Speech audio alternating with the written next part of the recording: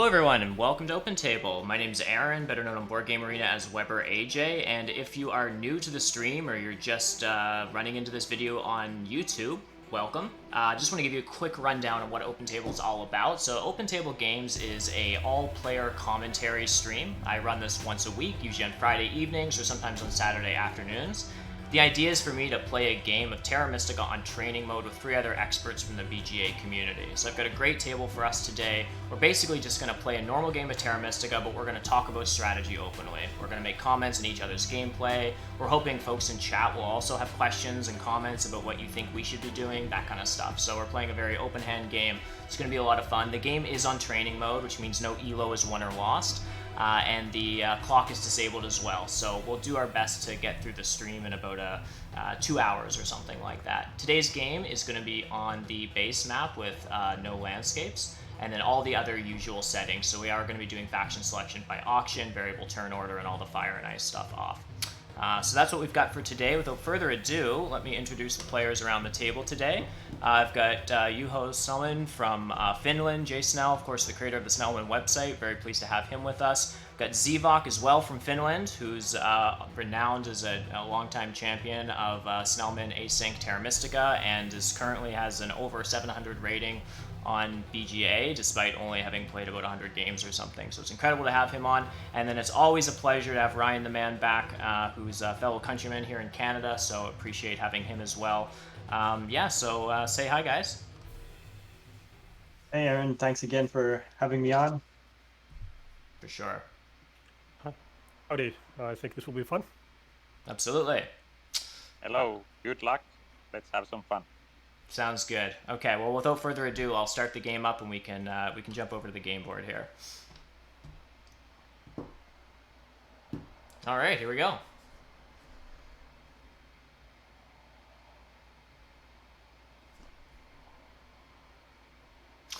All right, so I'm actually in first seat, so I'm going to have a bit of a look at the setup and try to, consider what I might want to toss in here. Juho, do you want to break down the setup a little bit for us and just sort of, look at the round scoring, the pass tiles, and let us know what kind of comes to mind in terms of factions that you might be considering here. Just before you do that, I will note for our audience today is that I believe this is Juho's first game on the BGA interface, so there might be sort of some back and forth discussion as we just sort of point things out. But anyhow, welcome to the BGA user interface. I'm interested to know what you think of the setup here. I guess the first things I would look at is I don't like the cultists here. No repeat alt bonuses looks really awkward. Anytime there's a dwelling scoring round 1, my instinct is to go for a dwelling rush. So witches, mermaids, most likely. Witches, mermaids, yep, fair enough.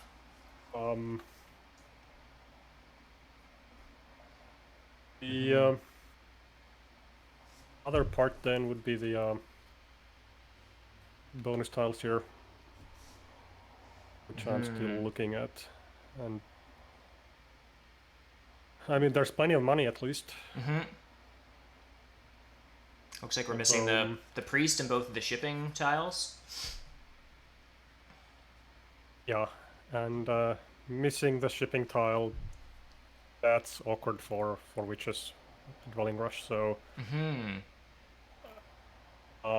because that's like one of their best paths to getting it. They don't want to be buying shipping on round 1. So actually I kind of like mermaids here. Kind of like mermaids. Yeah, it's a little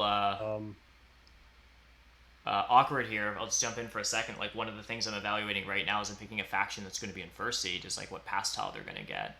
I'm not sure if you have any thoughts here, but like I'm interested in what you might consider if you're in my shoes being in first seed, because when I'm looking at the setup, I assume the spade's going probably to whoever's in fourth seed, followed by worker power or big building. Second seat will get the rest. So like these 3 pass tiles here, worker power, spade, and 2 workers are all gone. Which means first seat's getting 6 coins or 4 coins in a cult step. Cult step doesn't really seem to do much for you in first seat, really. and so you're probably just left with a bunch of coins, which is kind of tricky to do a dwelling rush or anything like that with. So I'm struggling a little bit trying to come up with a faction that would work well in first seat and have a really powerful opening, but I'm wondering if you have any thoughts on what you might pick if you're in my shoes here. I mean, that's why you always put Darklings into the first seat. They'll play anything. Yep, fair enough. It's a good idea. Let's go with some Darklings. And I guess here in this setup, like water 2, the temple is really strong because there is a priest on the first full reward, followed by coins, followed by workers, followed by priests. So you get extra priests, and then you get a lot of stuff out of those priests. So like anybody who can open water 2 is strong here, I think. Interesting. I like, don't. Or send priest cult and get like 4 water. Like if you can get 4 water on the first turn, that's really strong here. Mm-hmm. Is that something you would consider for Darklings here, Xevoc? Like going water 2 Darklings to get another priest and then sending that priest to a call in a round 2 dig round? Darklings are great in general here because they can send their initial priest to water and get a lot of stuff out of it. Mm-hmm. So they could go water 2, or they can go without water 2 and send their priest. Mm-hmm. So they have 2 options. Interesting. Yeah.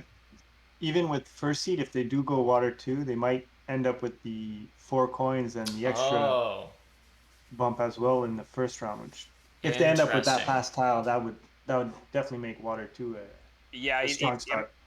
Yeah, amazing if they can get to the 8th step of water. That would be like dream start, and for Darklings, I think. Yeah. Interesting. So I'm also trying to look for a faction that try to like sort of like take advantage of the early like cult rewards. So it's like blue and brown. So it's like which ones can do good. Right. I think mermaids automatically they're good in blue.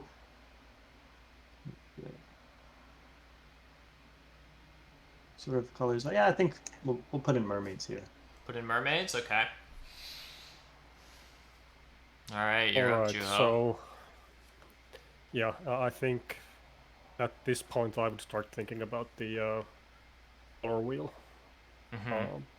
Because it's actually does the interface actually have the color wheel visible anywhere? The way I usually do it is just by clicking on any faction, because you can always change. You click on a faction and you have to confirm it if you want to pick it. So if you just click on a faction, at least you have a game like a faction board to look at the wheel. Right. So the way I would interpret this is that there's a lot of incentive here, or outside of the auction format, there would be a lot of incentive for probably nomads and engineers. Yep. Could do dwarves as well, but the no color neighbor for seat 4 is very, very good. I think if you were to get engineers in the 4th seat, that would be very, very powerful. Mm-hmm. Why in 4th seat? Just because they can start with a spade? Yeah, the spade is going to be super nice for them. And I suspect that so the other option is getting the 2 spade dig. But now you have mermaids with 9 power before them in the third order, so right. It's a bit risky to count on that. And again, there is just one 3 power bonus tile. So in theory, you can pick engineers and pick that bonus tile to guarantee you get the double spade if you want the double spade on the first one. I'm interested in what your guys' thoughts are on this. I almost never do that. Like, if there's a spade, I'll take the spade over 3 power to get me 2 spades. I realize that worker power would guarantee mermaids or Engie, whoever gets it, or halflings or whoever, would guarantee them the double spade. But is 2 spades better than just a free single spade, given that there's so much more resources in the spade and 2 coins tile, although it only results in a single spade, it's just more stuff. I'm wondering what you guys think about it. I do see people sometimes do that. They don't take the spade, they take worker power so they can get double dig. I always feel kind of ripped off. I'm wondering what your guys' thoughts are on that, if I should start reevaluating that decision a bit. No, I think the idea here was that if you have third seat engineers, then they third seat NG are actually fine with the worker power rather than right. 2 workers. Right. Yeah. So yeah, I think I'm actually convinced that. I think the spade is really might be slightly better for engineers, but the worker power is almost as good. So it's okay. But for some factions, I think the worker power, like halflings, sometimes if they're guaranteed to get the double spade, they also get the extra dwelling with the extra worker. Yeah, So that's why right. worker power can be better. Right. Because for Brown, But, you can basically open temple. Now because this is like auction format. If this was not auction format, I would have to go with my favorite faction, Nomads, because there is maybe that's the best option. Maybe Proud faction, but that would be giving engineers to win, I think. But basically, like I could pick either brown or yellow here if this wasn't auction. But because it's an auction format, I can pick anything. And actually now, because there is this dwelling rush round 1, I think witches can work here because, well, they are sandwiched, so that's bad. But they might pull off the dwelling rush anyway because they get the spade power action and they get either the cheap or the expensive priest, and then they can advance shipping, and then they get quite a few dwellings. So even though they are sandwiched, it's not like horrible sandwich, and it's making engineer life a bit harder, which might be cool. I think we might get more interesting game if we pick some like tricky color wheel rather than picking the standard Right. MEND color wheel, which is like used to be the like every other game played that in the Terra Mystica tournament, like back in the days. Yeah, and there definitely in the auction world are a couple schools of thought there. There are some players that just like a tidy color wheel. I tend to like sort of more normal faction setup, so I do play a lot of like, the sort of mend, like tossing in nomads here, like that kind of color wheel, even on BGA. There are, and I think like Rainier is sort of in the same boat where he just kind of likes a bit of a tidier color matchup. There are other players though that you're absolutely right. They love making messy color wheels. A, because they say, well, anything you can fix in auction, and B, they just think they're better at that. Like, I have a hard time interpreting. Like, if you toss in witches here and we have 4 colors in a row, I'm like, oh, I don't know what to do with this mess. Some players, Deep Finesse, I think, is a pretty safe example of this. I think kind of goes out of his way to create kind of odder configurations of factions and colors because he feels like he will have a leg up in being like, I know what the correct evaluation is and I'm going to get a good deal on a faction and figure out a creative way out of this mess. So you definitely have a lot of power here because there's a huge difference between going witches here or nomads, right? Yeah, I agree. And it will result in a totally different game. Like if I pick yellow, it will be quite peaceful game, and probably engineers will get 15, 16 network, and they will win that or compete with the nomads, and mermaids will be third, and darklings will probably lose the network, but they will score a lot otherwise. Yep. But yeah, I think just to make the stream more interesting, I will probably pick witches or Oren here. But I was going to say, Oren, you wouldn't consider picking Oren as well, or? Yeah. Why not Oren? Because the cults seem pretty open. There's not like a particular culty faction. Other than the Water 2 Darklings and Water 2 Mermaids that are coming up. And Water 2 Engineers. yeah. There'll be a Water 2 rush.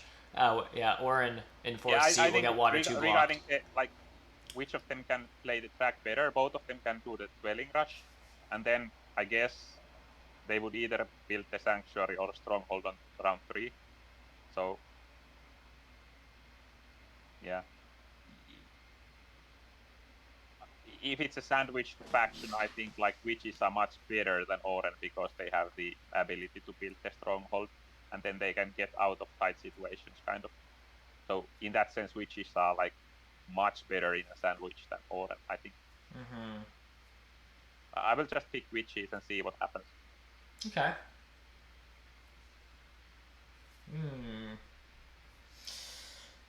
So, I mean, I think I'm probably just going to jump into Darklings here to start. They are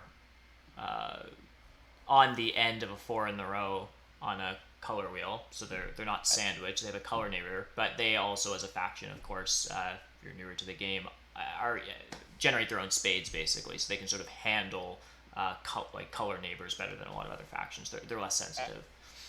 And this oh, sorry, this color setup is actually pretty interesting. In this color setup, a lot of people start with F6 as engineers, kind of giving up the network in order to block witches. My favorite start is actually F1 for the second dwelling, but in this color setup, I cannot do that because mermaids start at E4, so they will dig F2 first move. But if there was no mermaids before engineers could start from the west and be really strong. Really? If like what would okay? So say there's no mermaids. What faction? Like really anything else? Like if it was cultists instead, we'll say you'd start. Yeah, anything else? I think it would be very solid to start F1 engineers here because they place the first dwelling in E7, then witches place both of their dwellings, so they can place the second dwelling in F1, and they can get the big F2 first move, and then they can either with the double spade or the spade, and then they can like kind of play tall engineers in the west. I had lots of success with that. Very interesting. Yeah, so on the color wheel, everybody has color neighbors. Yeah. And Darklings seem to be the best bet here. They get the water 2 crazy opening as well. I guess we'll continue bidding Darklings down.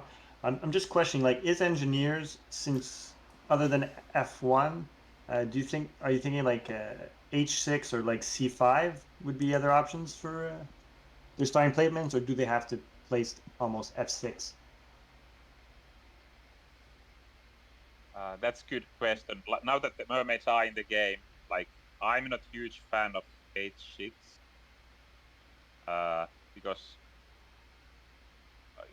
witches tend to take G3, and if witches take G3, you basically have to double dig E8, which might happen. You might actually get that, but you need to double dig that in order to connect at all. So that is tricky. Or maybe you can G4 as well, double dig that. I mean sorry, go ahead. Go ahead. Go ahead, Yuo. Well, I was going to say that like the engineer opening here almost has to be the worker power. So you need to find a place where you can get value from the digs. Well, I was just about to say, isn't the opening here that engineers could start on F6? I guess Darklings could start G5 and first action dig G6. But short of that, my thought was as engineers, you would open with a double dig on G6 and just dig your way down. Maybe you never connect, I guess, is the downside. You'd have to do another expensive double dig and some weird shipping stuff late, so maybe it's not that strong, but... Where do witches start? Do they just start F4 E9 or? That's another tricky question. I think that it's a quite kind of like coin toss between C4 and E9 because if you don't start C4, mermaids are gonna take that. So yeah, in order to do the dwelling rush, they kind of need to start C4 or they might lose it. But if they start C4, then engineers will double dig E9. So which is actually really tricky here, I think. Because engineers they can place after. I was thinking like if witches do place C4, then engineers can maybe place C5. They still have tempo to E9 F6 because they could use a double spade on D7. Yeah. Yeah, I guess witches might. It's a bit risky because witches might go stronghold, and then you might lose E9. So if witches start C4, I would definitely, as engineers, start F6 and double dig first action E9 and D4. Yep.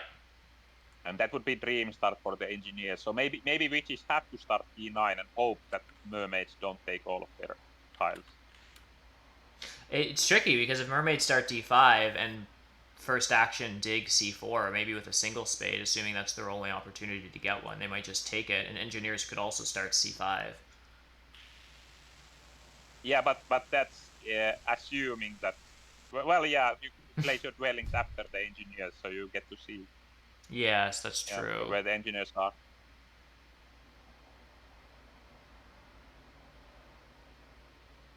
Yeah, the only thing that is not tricky in this setup is the darklings. They are strong. Yeah.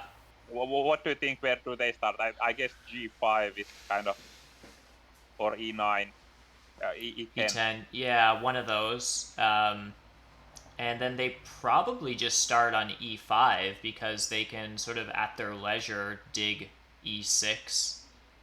Yeah. Yes. Yeah. I think I will. Darklings have to be the best faction here. I think. Yeah, they are by mile. I think they are by 20 points or something. Yeah. Just looking, there's like no cult digs. There's only you do have the dig on the pass tile, but like all the factions will be fighting over the digs, and maybe that will allow Darklings to get like some extra workers, some extra points. One consideration is where Darklings want to upgrade, because if they do start E5, then there's no pressure on E6 or F3, so they can sort of do a late double dig and take those hexes. Mermaids probably starts E4. So if they want just those 3 hexes, then their Sanctuary needs to be on E5, otherwise they have to commit to G2 later, which is another expensive triple dig, and I mean, do they get that before Engineers 2 ship to it? Probably not. So I guess you're upgrading to E5.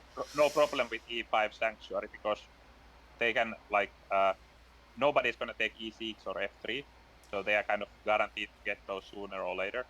So it's very nice spot for Sanctuary. It's just a question of where it will give less leech to the upgrade there. Yeah, like our mermaids, maybe mermaids do upgrade on E4 though. I don't know. I mean, mermaids probably want a sanctuary on D5 themselves at some point to try to build a town there. Although then does it just mean that mermaids and witches are going to actually just pump Engie full of leech? Because generally in round 1 there's a bit of a bias towards, giving other factions other than engineers leech. But it kind of feels like engineers, with all their problems, might just be in the center of the upgrades. So and this is also interesting for engineers to start, because mermaids get only 1 spade. They don't get the double spade probably. So with their 1 spade, what will they spade? Because they need to spade so many tiles. If they spade C4, then they cannot spade F2. And if they spade C3, if they don't spade C3, maybe they can lose it the next round to engineers if they're fast enough. So maybe they actually, it's a bit of gamble to bid on witches, assuming mermaids will not take C4, but they are not necessarily taking it, because C3 might just be better for mermaids. But I don't know. But I think Darklings are so good here that there's no reason to bid anything else until they are really low. Are we even gonna see zero bid on them? No, I don't think so. I don't think. Here, I'll put them to 10. Someone has to bid them in the single digits. I still haven't really figured out. So I think it's time to think about what's the second thing to bid on here. Yeah. So I don't see the witches being viable here, honestly. I'm trying to work it out. I love the witches, but I was counting on you bidding on witches, even if I put them to touch. Yeah, I'll always take witches, that's true, but even with the spade. The more I think about it... the opening spots have to be F4, C4. Do they?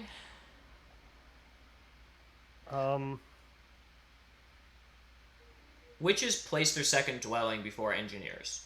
So if witches just go F4, E9, are engineers going to just build on F6? Like they probably won't. So then witches at least have. I mean, I guess the thing is darklings cut them off there, but they can still kind of do an expensive town over there. They're not going to get to dwelling rush. Yeah.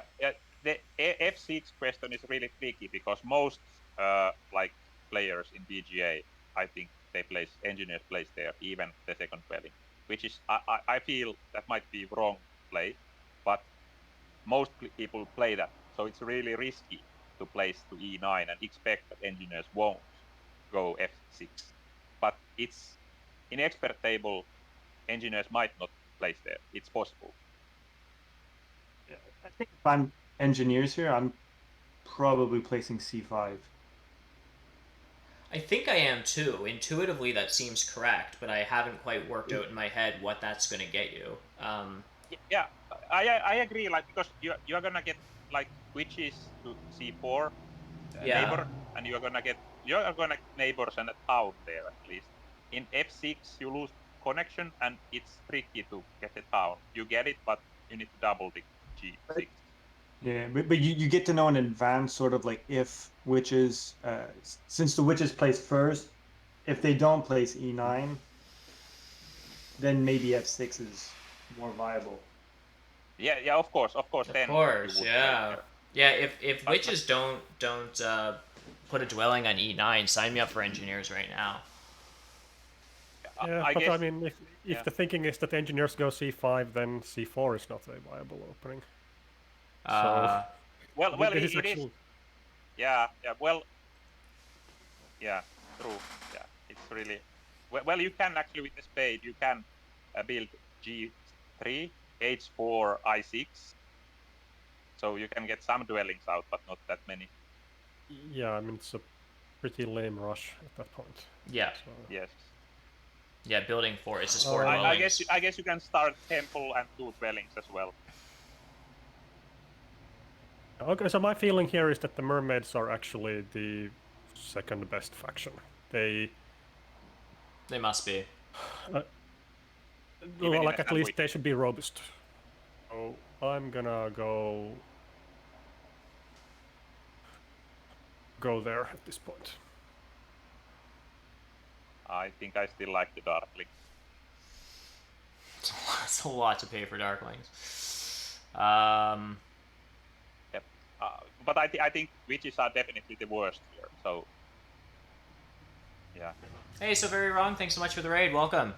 You've just jumped into an open table game. We're playing an open hand game of Terra Mystica. So I've got some top players from the online Terra Mystica community, and we're just sort of talking out loud what we're thinking as we're playing. So welcome. I'm gonna hop on to engineers here. I just think another thing like to look at is the start.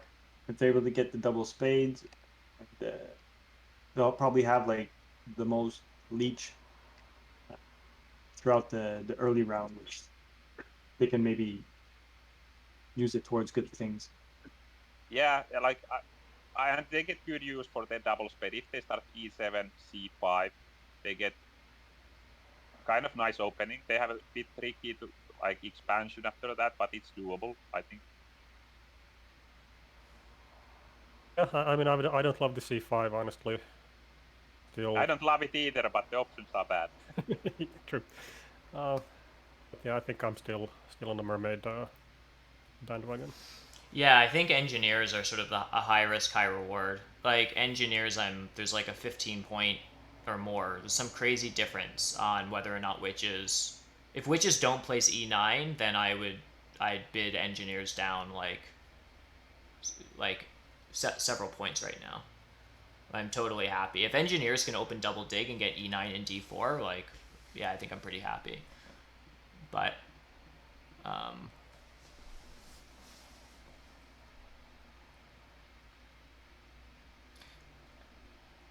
the question, like the points from the past tile, like who do you think can like most take advantage of those like past tiles?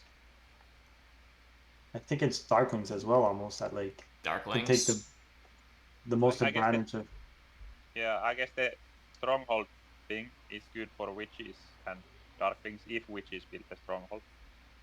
What are the odds that witches just take the big building past tile and just open with a stronghold? I don't know that that's good, but that's all. Anytime I end up on witches in a tricky situation, I just build a stronghold. It's like, I don't know. It's my I have tendency. the same. It's just like screw this. I'm just opening Yes, stronghold. yeah. I agree. I do the same. Like if I'm in a really tricky situation where I don't know what to do, I take that tile and I build stronghold and try to like use that to get out of the situation. Sometimes it works and sometimes it doesn't. So how does that change the math? If witches take Bond 6, engineers get the spade, and then mermaids get worker power, double dick. Yeah, but I wouldn't give. I would build the stronghold with the spade and then take the worker's action. So then you're fighting darklings over a worker's action. Yeah. Witches could probably take workers' first action. Yeah, but if darklings are planning to do the water 2, which again, like random players BGA probably wouldn't do that, but expert tables might, like open water 2, they don't need the workers. They can like open without the workers because they just build the temple and send priests to water. Do they like first action take the priest, send it like to water and to earth? Maybe even that. I don't know about taking the, maybe like super culty darklings. Because the other option is like, if they start on cult coins, it means not taking workers and not building out any worker production, which kind of terrifies me. I tend to play darklings very basic, where I just want to get out 2 dwellings in round 1 and open with an econ favor. But if you look at the track, like the stronghold sanctuary is round 3. So you don't need to accumulate so many workers so early. Like you can play this culty opening and wait until round 3 to build your sanctuary, I think. So is the play then actually, like this would be experimental, but what I'd want to do here is take the cult coins, first action priest, open water 2, send 2 priests to water with water 2 and 2 cult steps. Does that get you to the 8th spot? And then you go into a dig round with 3 priests? Build your sanctuary round 3, that kind of thing? I would do something like that, yes. I think it's a solid opening. Maybe send a priest to earth and then do 2 digs or whatever, That's very not how I play darklings, but it like works the track very well in the rewards. I like it so much that I will beat down 3. Whoa! So I guess the question here is whether to just go to 0 on the darklings and directly the unbeatable bid. Yeah, that's a good question. And then maybe that's the right move here, actually. And maybe if that's the right move, maybe placing witches in the auction was not the right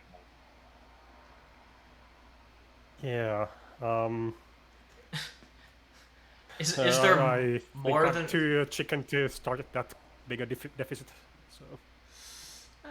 I'm a sucker for engineers. I'm just trying to think of like other openings. Is there a 30-point difference between witches and darklings here? That's what you guys seem to be sort of saying. I'm just saying, like, where do will mermaids this game be able to build like 3 towns? Because towards the west, like I don't think they're gonna get any like neighbors. So it's like almost like, do they start D5 H4? Ugh, that seems also strong for darklings. I mean, like yeah, but then they're not having. D5, if they start D5 H4, it's another like death blow for the witches. And exactly. That's the problem with witches here. Like, in ideal situation, if the initial placements are good for you, they are kind of okay. But if the initial placements are bad, then they are kind of so bad. But I guess for mermaids, that opening is really, really risky because if darklings start E5 and if they dig E4, it's game over for you, mermaids. So, yeah, I wouldn't do that as mermaids because you lose all the free blues in west if darklings dig E4. But it's just like the neighbor situation. I think it's still going to be tough for them. Like early on, they'll have neighbors on like E4 and D5, C3, but then as the game progresses, like where they're going to find their neighbors to like upgrade their trading posts. That's why I'm like don't really like mermaids necessarily. Yeah, and that's actually like if table talk was allowed, I would, as mermaids, actually propose to engineers to start F1 and let them let them dig F2, and then we would both get neighbors in the west. Yeah, but even at without table talk, that's really hard to do as engineer. I think that opening is good for both factions. But Darklings could start C1 if they notice something fishy like this is going on. Yeah, I mean, well, like I feel Darkling's first dwelling here is E5 though. Yeah. Is it, or is it E10, like, or even G5? Maybe E10. Because they're guaranteed to get a neighbor to E10, but yeah, maybe yeah, hard to say. I guess if you're willing to give up the connection, sure. What about like E10 B5, knowing that like those C4 hex is going to be key and. Yeah, that's I think that's solid. Like you get a lot of priests from the track. So if you open B5, you're gonna get neighbor, and you're gonna get the northern connection with the around 2 priests. You dig B4, go A8. I think it's actually viable for the Darklings to start. Yep. In the east and B5. Yeah. Once again, we're finding good plans for Darklings, but none of the other factions. Yeah. Yeah. Surprise, surprise. Sold. Yeah. Zero. So now it's over. We cannot. I would want to be the -1. But the guy who claims he doesn't have auction experience just like snaps up Darklings to 0. That's the way to do it.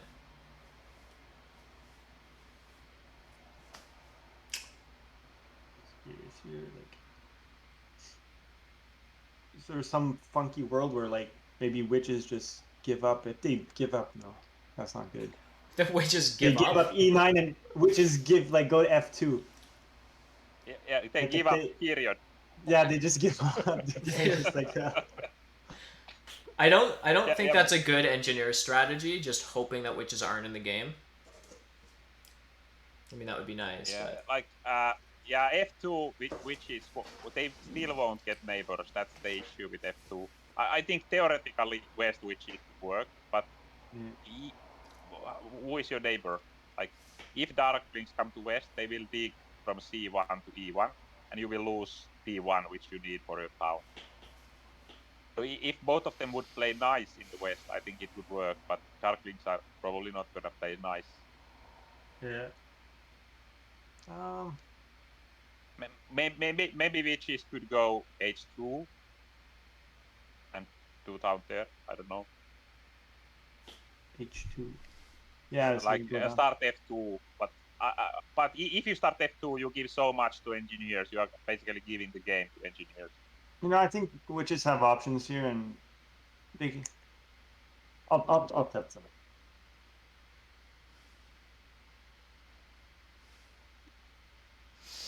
All right, here we go. The other consideration, of course, with having messy color wheels like this is it does make the auction a lot longer. Because we just bid 48 points off factions, you know.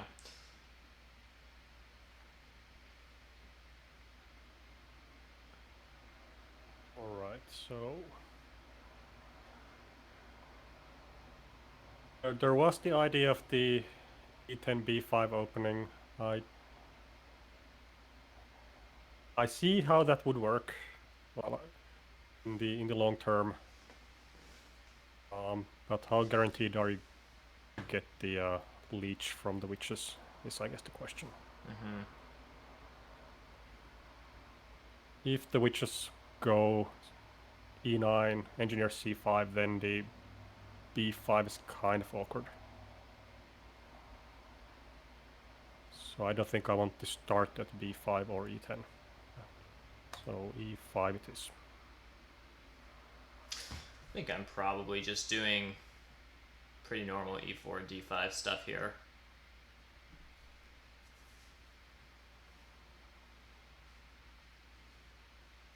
Yeah, I think I'm just gonna go boring as well. F4, E9. All that crazy talk is. And we all just resort back to just placing the basic. It makes sense that yeah. I mean, the biggest variation in this game is if witches don't start E9. If witches do start E9, then I think it's like. I mean, even if witches start C4 and darklings even B5 or A8 is. I think B5 is still a good option. I think this is.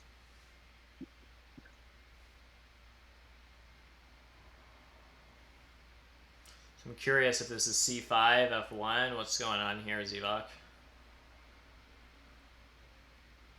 Hey, Fickles. Thanks so much for tuning in. Yeah. I'm trying to think how much I want to gamble. What's the high risk, high reward move? F1, and assuming you won't fade first act.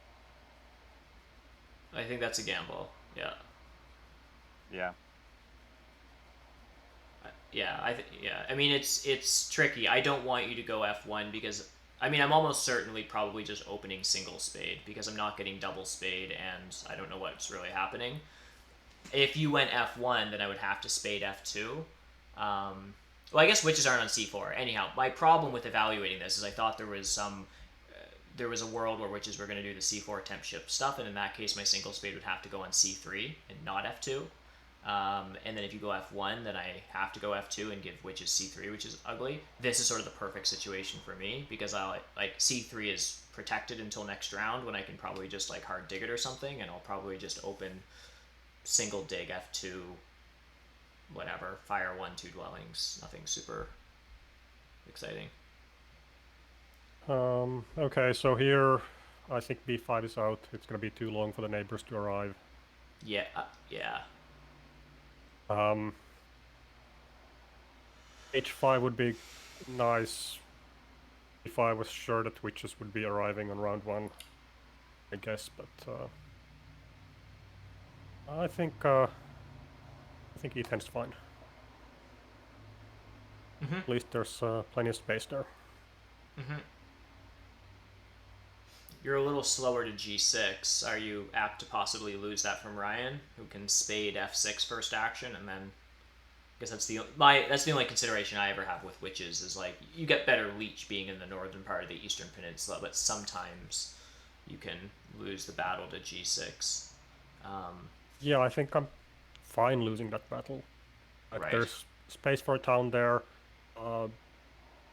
E5 might stay open for a while if I really need to connect. Right. I might not connect because I mean darklings don't need to.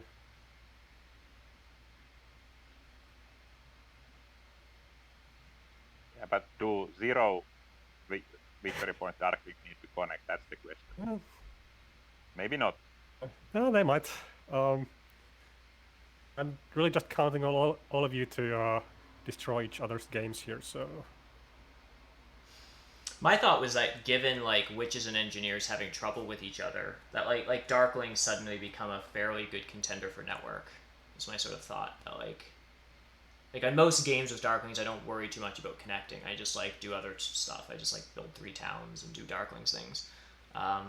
But you know, especially if you're in a game with like, you know, nomads, Vakirs, like other engineers, other factions that are like just going to destroy network. But like engineers don't have a simple time here like connecting or expanding. Like witches are obviously have issues. Like, is this a world where darklings are actually a contender for network? Which means they might want to invest the coins and all that kind of stuff. And it's a little awkward because there is no ship VP, so investing a bunch of coins in shipping is always kind of ugly. But anyhow. Yeah. Okay, so my feeling here is that there is actually nothing I need to rush for. In terms of buildings, I don't care about getting the temple early. There's a small part of me that's saying that... You can lead just 1 because you don't have a victory point, so... True. So there's a small part of me saying that actually, why don't I just build to G5 this round? as a backup plan.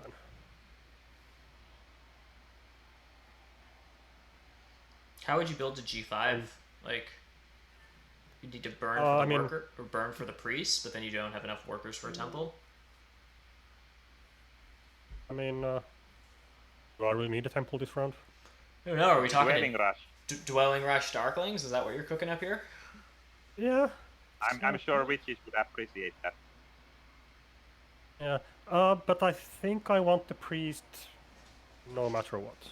Mm-hmm. So what you want to... never mind, put like a priest to water to get the priest bonus, or? Right, I mean, that's the... I would like that. I don't think anybody's going to be spending 5 power for a priest to water. So... Well, like, the priest has a lot of utility here.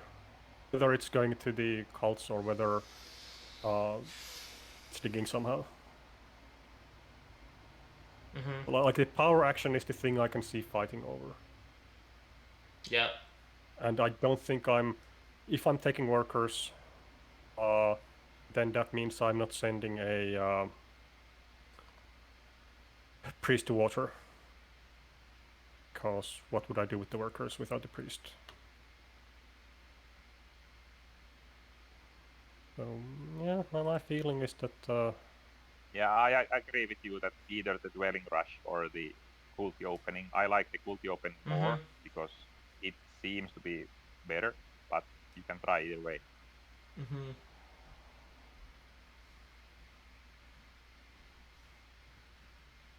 Oh, sorry. Yeah, so it's going to prompt you every time. To click on the... No worries.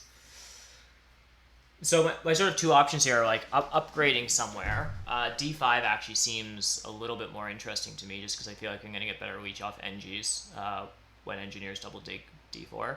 My only consideration is possibly just single spading first action if I want it. However, my opening bonus tile was 2 workers. So if for some reason Ryan wants to take single spade and with the spade that you have, like just have 2 spades in round 1, worst case scenario, I have enough workers.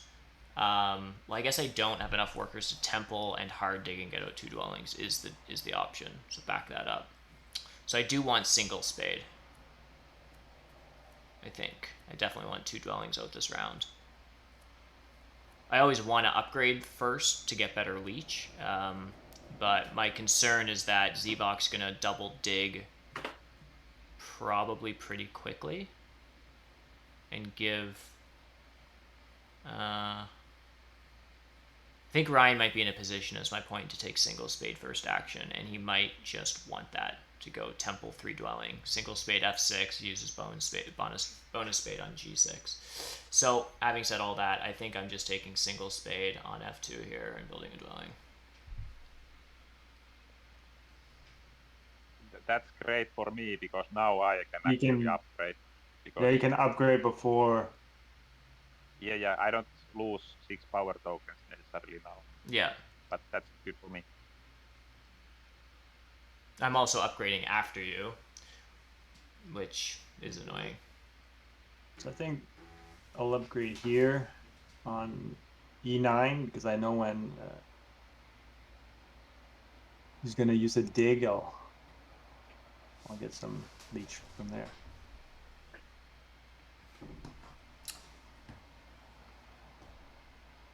Just 1 second, guys. Yeah, that went by too quickly.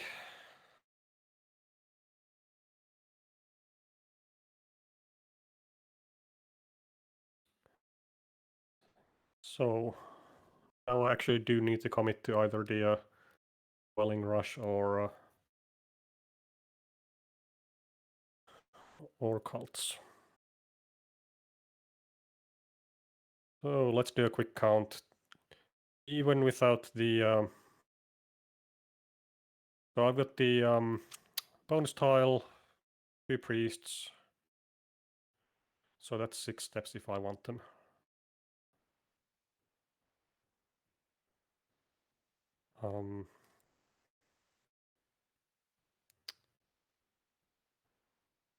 which means that I'd be all the way up to 9 on the first round, potentially.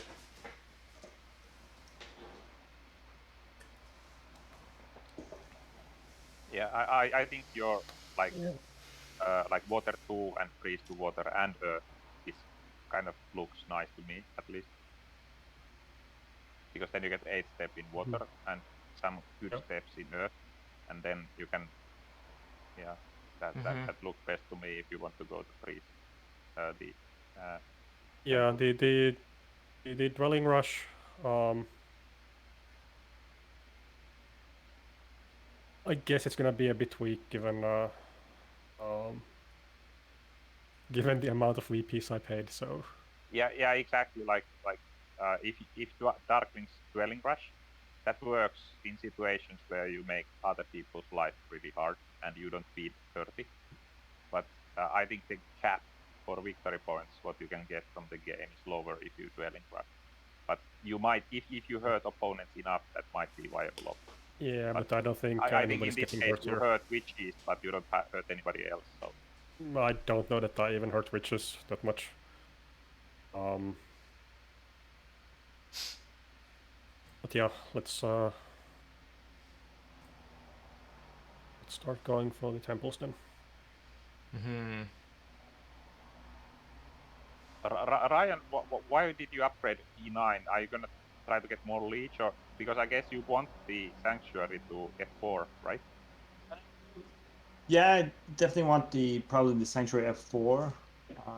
I'm just thinking that if you're using your double spades, I'll get probably more out of it. And yeah, you are trying to optimize the leech at the cost of like an optimal sanctuary placement. Okay, but even if you upgrade F4, you probably still get some leech because I might like upgrade E7 further. Yeah, no, I'm at least still hesitating, like, because I'm pretty sure I get the worker action, so I'm still hesitating. Do I still open, like, maybe I'll open stronghold on E9 and build a trading post on F4. Okay, yeah, it makes sense. So I'm still if you open stronghold, that makes a lot of sense. Yeah. And now I'm kind of, because mermaids didn't upgrade D5, I'm kind of not getting any leech. So I'm actually thinking of like going to D7 now, because I might get 1 point of leech from D7. But I guess since I'm not gonna get any leech anyway now, it seems best to just burn down 6 tokens right now. And I have no plans of taking Earth 1 either, so I don't need to like upgrade Temple first, because Earth 1 seems weak here.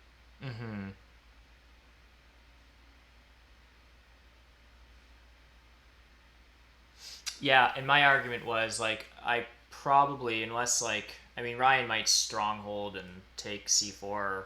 Well, he'll take C4 or C3 from me if he strongholds, but I probably get the other one from him. So anyhow, I'm planning a sanctuary on D5. There's a temple round in round 4 and another big building round in round 6. So I'm not rushing out a sanctuary in 3. I'm sort of planning on, like, unless something goes terribly wrong there, assuming I can carve out a 3-hex town somewhere in there, then I D5 as a temple in 4 and an SA in 6.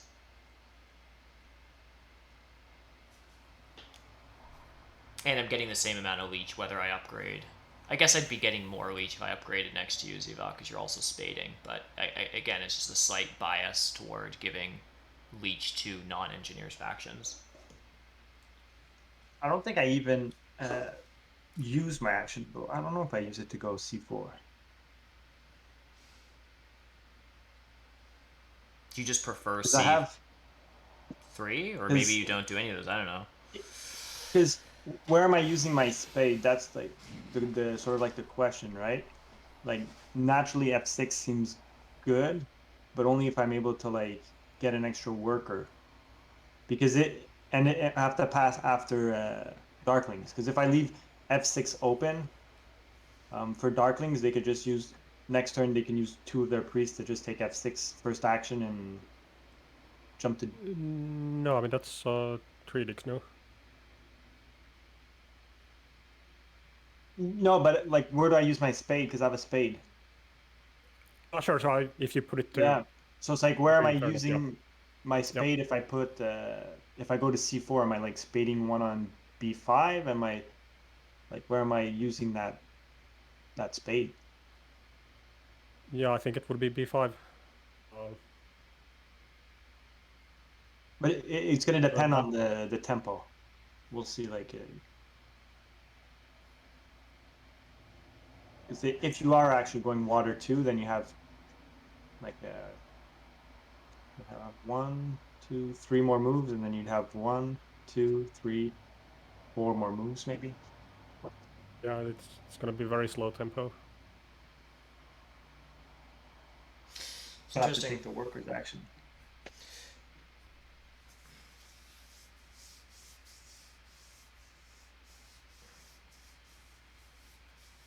I'm really curious what you're up to, Ryan. I think I heard you mention something about building 2 TPs, but I was distracted doing something else. So I'm looking at this board state like we're in an arena game and having no idea what you're up to. If you were on if you're on the big building bonus tile, I assume you were taking workers and doing stronghold temple stuff, but there aren't enough workers for that. So what you doing? Yeah, I guess I. I still get the workers, right? So I can still go stronghold. Stronghold TP dwelling and then spade decline build. Exactly, but then it's like, where do I put the spade? And I think where the spade is going to go, that depends on if I have tempo on Darklings or not. So just go on F6. It's pretty safe. Oh, I guess Darklings could double dig it. I don't know. If because they'll have 3 priests at the start of next round as well. So if I do F6 to green, then they could just double spade it. I think it'll be worth it for them. Or C or B5 to blue from C4. C3 gets you nothing. Yeah, it's weird. I guess you could stronghold to G3 and do H4. But then that's leaving a lot of choices for me. Yeah, I mean, I feel like if you go for stronghold, you do want C4 just for the access. I guess E3 could be a total dick move. E3?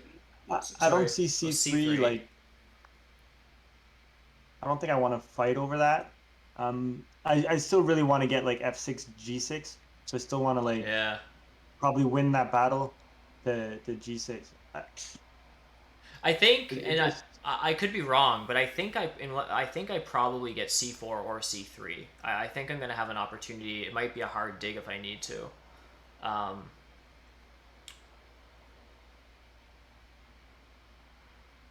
Yeah. So Ryan has 3 turns left. So Ryan, why didn't you just build the stronghold and the dwelling to F6 right now to have tempo, to guaranteed tempo to G6? That's a good question.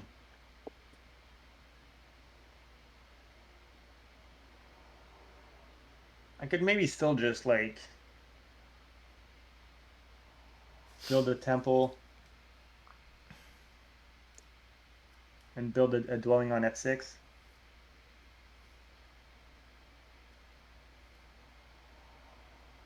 Yeah, maybe. How bad is it? What? Sorry, go ahead, guys. Yeah. I want to ask you guys a question. One other line is that you build the stronghold and go to C4 and then use the spade on B5 without actually building. Then you spade it later because engineers are gonna come to D6 and you get a neighbor at least there. Maybe later they come to A12.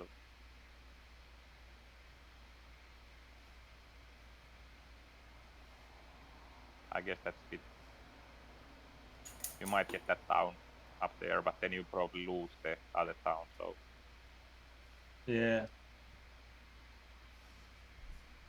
Or if not, I could just fly to G3 and dig H4.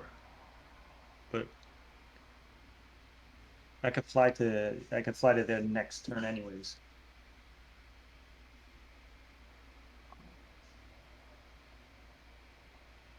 I mean, it feels like you've got a very much like, okay, my intuition here would be that if you're going stronghold, you need to expand your reach right now. Yeah. Not try to fill in the little gaps here, like G3.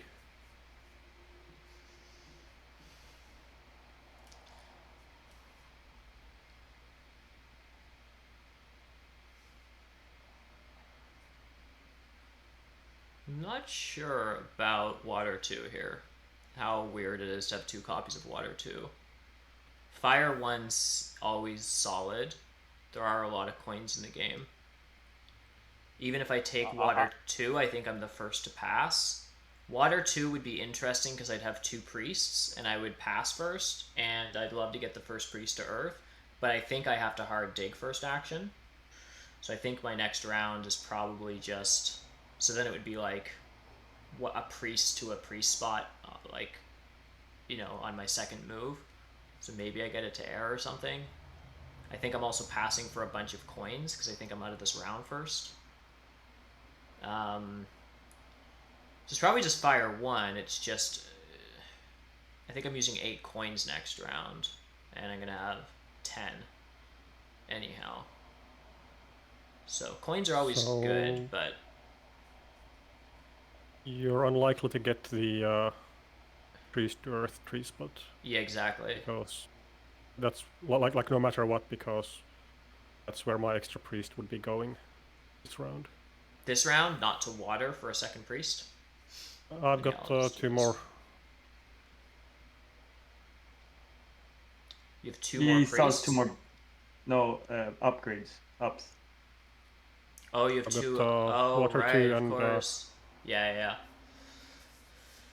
So, getting a favor tile that gets me a second priest next round doesn't seem... I don't know. We'll see. Well, in this particular setup where round 4 has temples and priest points, it's better than normally. So you can kind of get double rewards from priest. It's true. But yeah, I think it would work. It's a bit tricky now that Darkling's already took it. So you're gonna share the cult points, even if both of you commit to cults heavily. But yeah, but I think fire 1 is fine. I'm thinking that. Now I'm thinking of maybe just building a temple for Air 2. So... And then I could build my dwelling on F6, and then I have the temple for double spade next round. That's interesting. Would you really go Air 2? No, I'm just gonna do this. Well, I mean, mostly I meant, would you take fire 1 even as the witches? I think there's enough coins on the past tiles to like make up for it. Yeah. Right.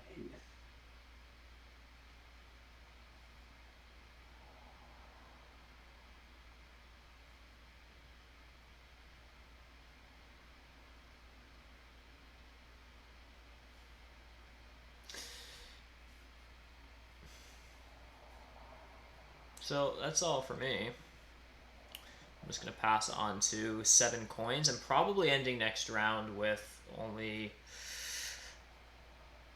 Depends. 4 or 5 dwellings. It depends on what happens. So the coins are just better than the early points. If you went temple, that would be really good for me, Ryan, because I think what I would try to do is advance ship and just get up to C1 and spam out dwellings. But, you know, I only have 1 hard dig in me next round. So my next preference is C4 because I could get to A11. So, you know what I mean? So first preference for you is, from my perspective, is you temple, then you stronghold, and you don't put your dwelling on C4. Because then if you stronghold C4, then like I have to take C3, otherwise my dwelling over there is just kind of toast. And then, but then, you know, I'm not getting a huge opening. For me, this situation is a bit tricky now because I would like to take Earth 2, but like the past tiles are not gonna give me any coins. So if I take that, I have really low coins next turn. And I'm probably gonna get the big building tile, even though I probably won't build any next turn. Because, yeah. Are you considering And Fire so, 1 here? So here actually, I might actually need either I need to take coins first action. Maybe that's the right move. And yeah, maybe that's the right move, because if I now build a temple, I get 6 power income, and that's just enough to take the coins action. Only if you build 2 temples. 6 power income? Yeah. If I upgrade the reinforced to temples, so. But your first temple gives you the priest. You'd have to double temple for the second, unless I'm misunderstanding. Yeah, true. Yeah, good point. Yeah. So then I will need coins. I won't get the coins necessarily. I think Juho might take it, or somebody might take it. Yeah. At least I'm not guaranteed to get it. Yeah, I good point. You're going to be going before me almost certainly. Yeah, but I won't have enough power now because I don't have 2 temples. So I'm gonna need some coins because there is nothing in the past tiles. And so I think Fire 1 might be the best for me, even though I don't really like it too much. Really?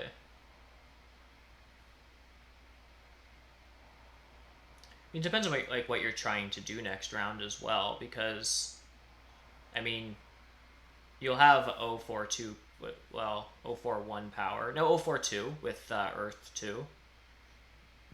So you have 2 coins there with no leech. I'm probably giving you a leech if I dig on C3. There's 3 coins in the dwelling. Well, it depends on what pastile you get, I guess, but sending a priest to a call, nothing much. I don't know. Yeah. Or maybe I can just accumulate workers, or maybe even, yeah.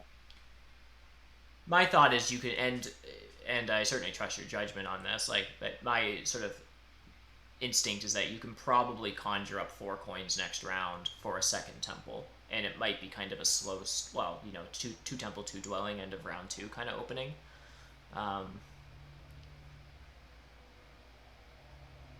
Yeah. Maybe, yeah. It seems wasteful to take the worker favor when I'm gonna pass for worker tile, and then I have kind of too many workers. But maybe I will need those workers sooner or later. Maybe there is some good use for them. Maybe I can even breach next round. I don't know. I'll take it anyway. I think in general it's strong, and there is next turn there is this cult reward, which gives you stuff for Earth steps, so that's even better. Yeah. Engineers normally can always find a way without the build. There we go. Unfortunate.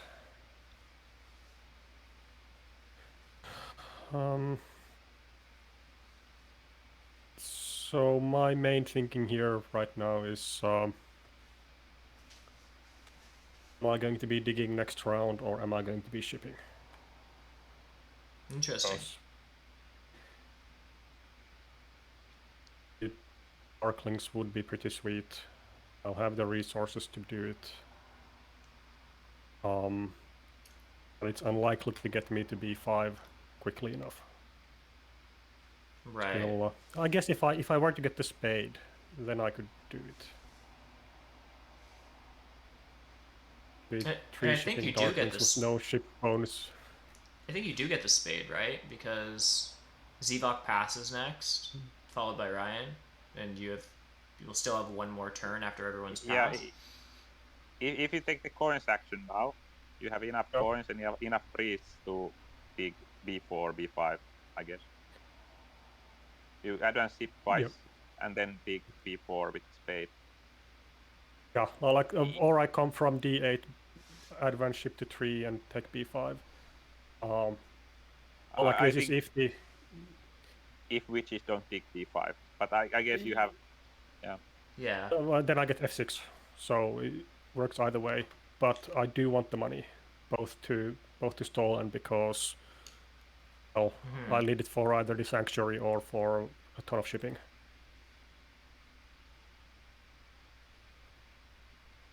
Interesting. Wouldn't you prefer to upgrade on water first, or?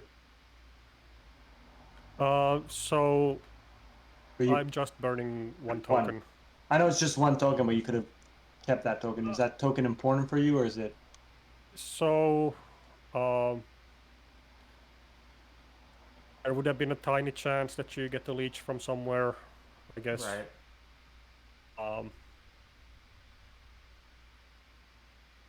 Because in general, like I'll always I like sort of like what am I saying? Like burning. I don't like having 12 tokens. I like between the 8 and 6 token. Mm-hmm. Oh, okay, no, it was not that I wanted to get rid of the token. It was Okay. just a. I feel like there's a chance I might not get the money, so. And Right away. the cost of one token is insignificant, so let's just take it. Yeah, I guess in this case you were guaranteed to get it anyway because witches were not getting leech, I guess. Yeah, like I think And I was still thinking you were building the second temple that yeah, I we already didn't have concluded you were not getting, so yeah. got confused there. What if witches like burn down to 5 tokens and build F6 now? I thought about it. But I guess that's kind of bad because then you cannot You don't afford get the dig anyway. the digs, the double digs. You can also just build it I don't first think there's any action. need to do it. You can also take F6 first action. I guess the need to do it is that you get 2 points for building a dwelling, and you get dwelling the worker economy. Yeah. But it's gonna be rough next turn. Then now you get a double dig if you want. But at this moment, I don't have any area for the double dig. Maybe later. Maybe I could B5. All right. So, where do you see if people have passed? Just look at the bonus tiles. Okay. Yeah, so that's the player order for next round. And it will update next to our names once we start the next round. Fickles is asking, how do you feel about potentially getting stranded in the West? What do you mean by stranded, Fickles? The fact that, like, Yuho's going to beat me to C1, probably? Or that I'm just not going to have neighbors over there?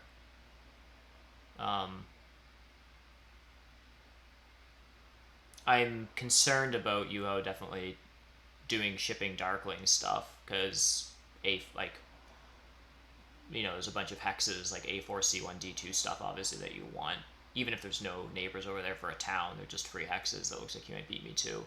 But also my hypothetical sanctuary town on D5 needs one of the black hexes in the north.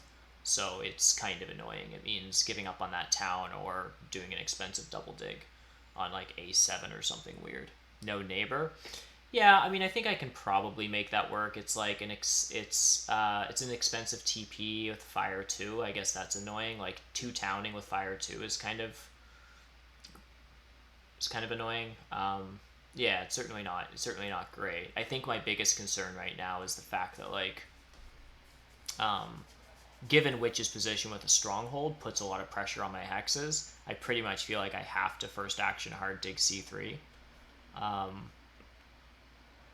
Yeah. Just going like from a perspective, like if I like jump to C3 first action, then I'm losing F6. It's true. It's totally true. But I don't know if that's a risk I'm willing to. Like, you have 2 turns to take it. Possibly. It's possible. I mean, if I was playing a normal arena game, I would just secure my hexes because I don't trust anyone to do anything. I guess I should play this as though I am actually playing against 3 other experts, but. So what's the thing you want to achieve on round 1, if not? Just digging C3. I mean, there aren't a ton of things that I'd want to do with my first action other than taking C3. My round is kind of awkward. What I would like to do is advance ship and take C1 and just build out 3 dwellings, but my problem is like stranding this random dwelling on D5 seems kind of Well, no, but I mean, like, I think you are totally safe on c3. Because f6 is so important to the witches. And but for the whole round? Because but it's one thing to leave it for a turn and to come back to it when it's my turn again. But okay, I see what you mean. Am I taking it this round anyhow? Like if I advance ship this round anyway. Yeah. Now maybe the question is that I should just take a4, c1, and d2, and I just like have a random dwelling on d5 that, I don't know, never gets connected or connects off of 5 ship through h4 later. I don't really know what's better.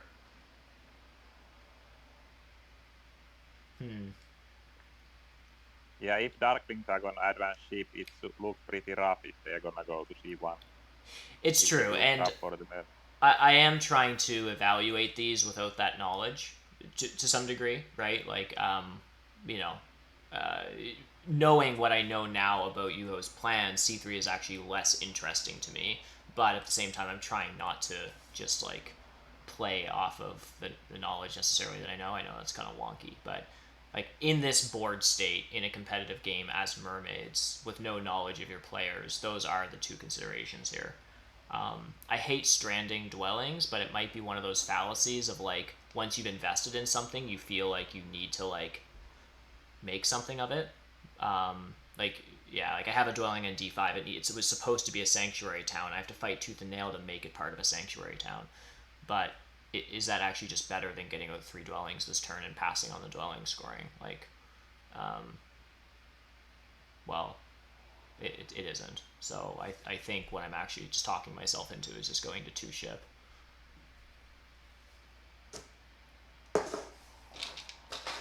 These are the exact conversations I have in my head when I'm playing actual Terra Mystica. Yeah, and now this is kind of bad for me because now you're not giving me leech and I'm not gonna get the coins action. So I probably just send the priest and have a really short round.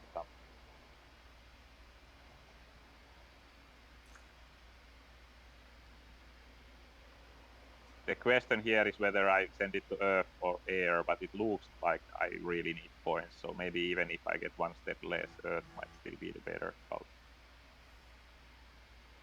I mean, I would take earth here, no question. Yeah. I think earth is... I'm just gonna build just doing this your little stuff. dwelling here. Just building that little dwelling. It's I'm at least happy for the leech, if nothing else. Yeah. So I actually very much want to know what people end up doing here. So I'm to some extent stalling, but I do think no matter what happens, I will ship.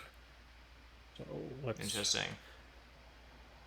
Actually, I guess the other question is, do I want the power first? There's no way I'm advancing a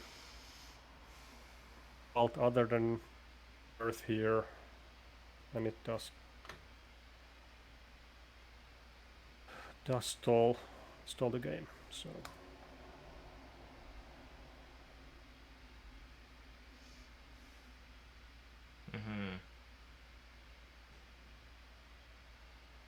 but yeah, it's kind of the thing with Water 2 is that you're guaranteed to lose every tempo battle anyway. Might as well just play for the most knowledge. Yep. Now I have the theoretical option to hard dig c4, c3 if I really want. Engineer's taking c3. I was not thinking about that. I'm not convinced that it's the right thing to do. Another option which I have is like bridging to c2, like playing a bridge now with workers and building c2. That won't give me any income, but it will give me leech because maybe Darklings are shipping.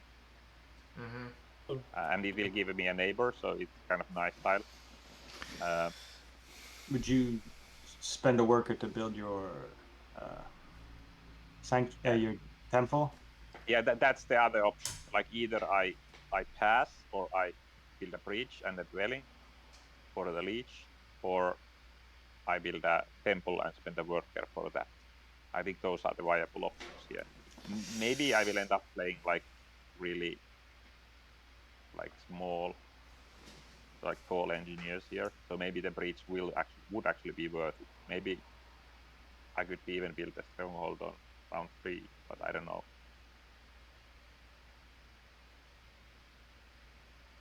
I'm kind of getting low leech here.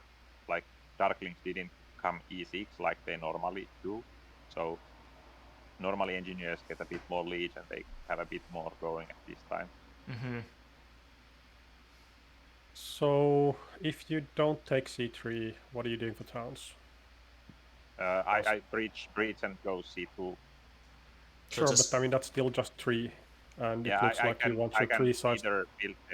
I think I would like maybe dig E8 anyway because I need it to access E9 and H6.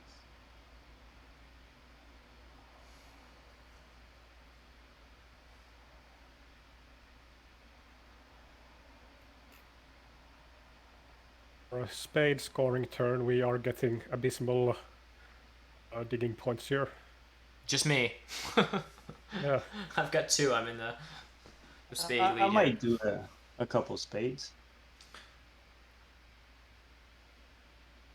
Yeah, your position's looking pretty good, Ryan. Like if you end up just stronghold action like Witch's Ride to C3, and then you double dig B5 and get a B5 and 8-10, and you just have all your hexes and 3 towns.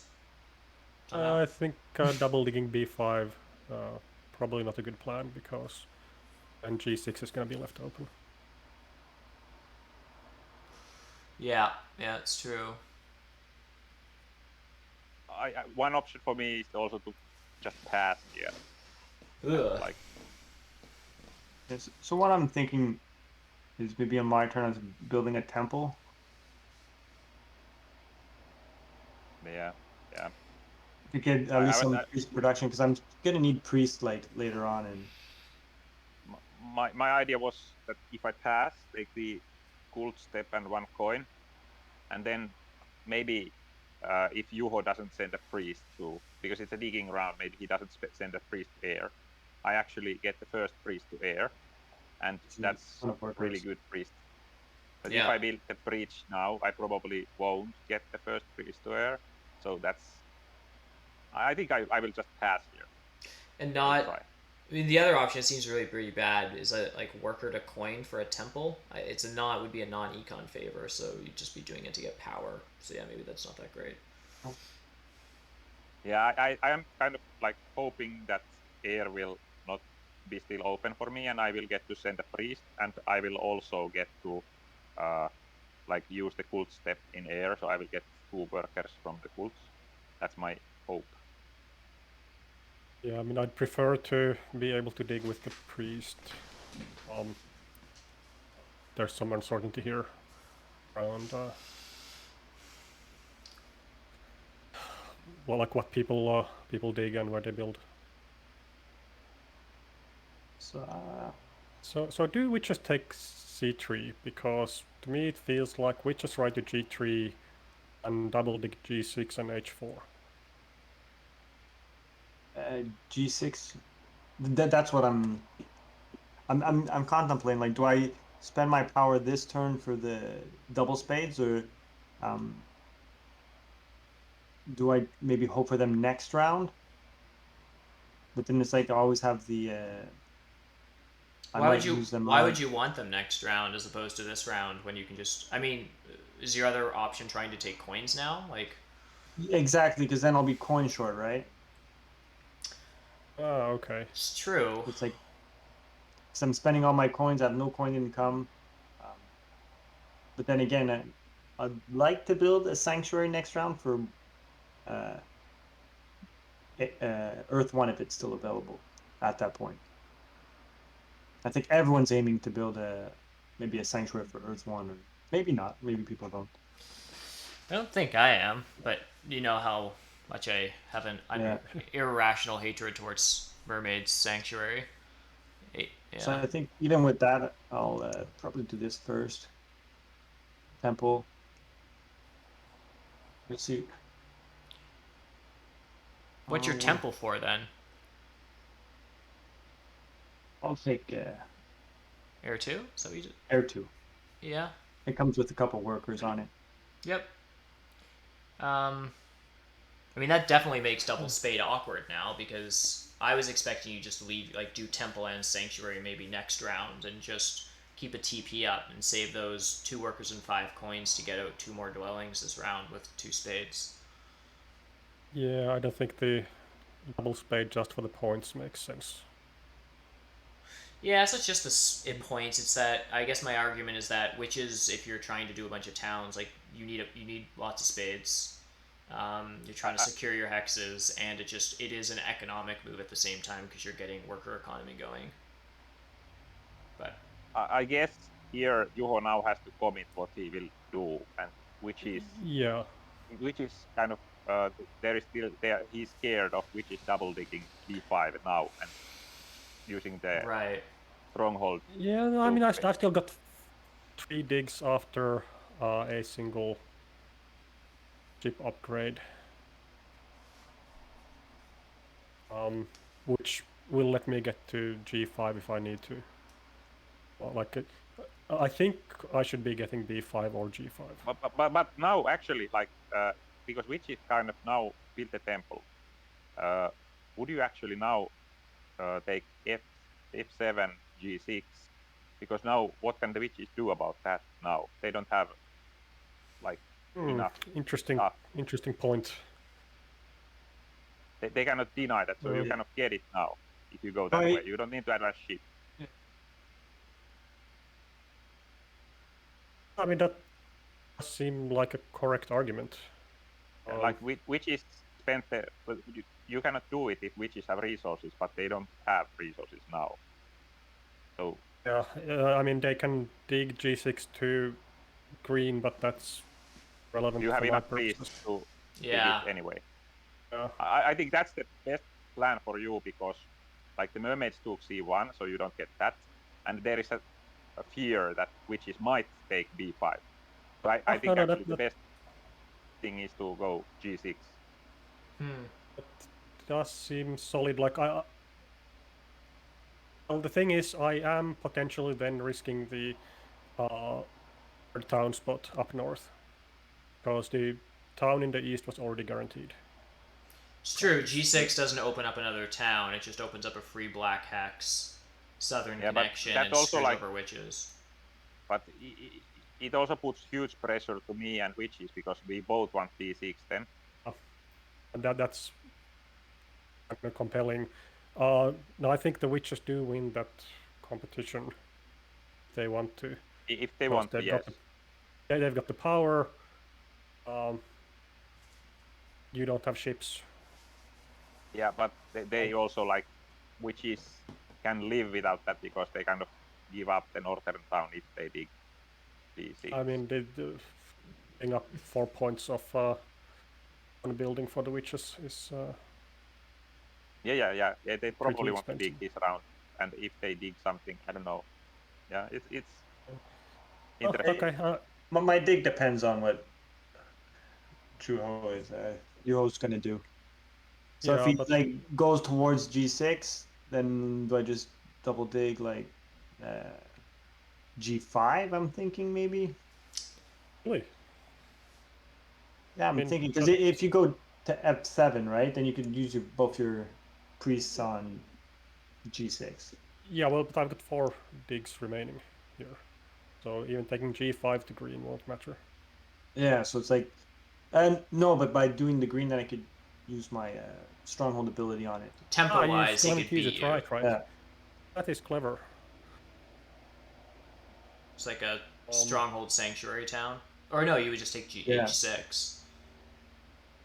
Yeah, h6, go h6 down. So I need to get my town there, like, no matter what. Right. I think I've invested too much into this. Yeah. Or I could even do d6. That's another option. I mean, honestly, the g5 is probably better here for you. It's a bridge. I'm saving the bridge. Yeah, and you're saving. Well, okay, I don't think you're getting both town spots anyway, because I will have to try for the other one. Yeah, I think I'm gonna take a ship then. Take a ship. Hey Jekyll, welcome. Thanks so much for tuning in. Just getting back to some of the stuff in chat here. Yeah, I appreciate the encouragement, Vickles.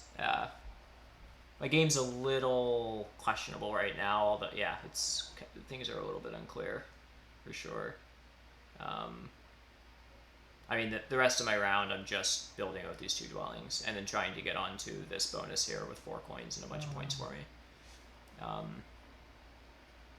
Put mine just here. So you're giving me another round to take C3, which is less attractive with UO shipping up north, because again, I need one of those black hexes to make an easy town. Otherwise, it's a double dig. But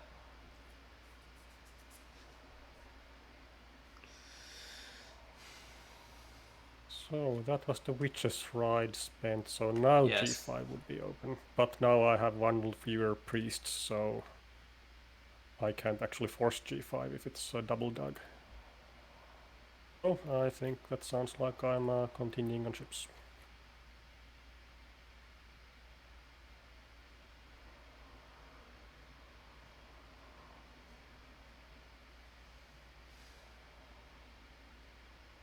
Everyone has a different favorite tile. That looks handsome. I don't know why that's visually appealing, but it is for some reason. Just building up my last dwelling and then hoping I can pass onto the dwelling bonus, but Ryan's passing now, so... Oh no, right, you're taking the digs. That's gotta be good for me.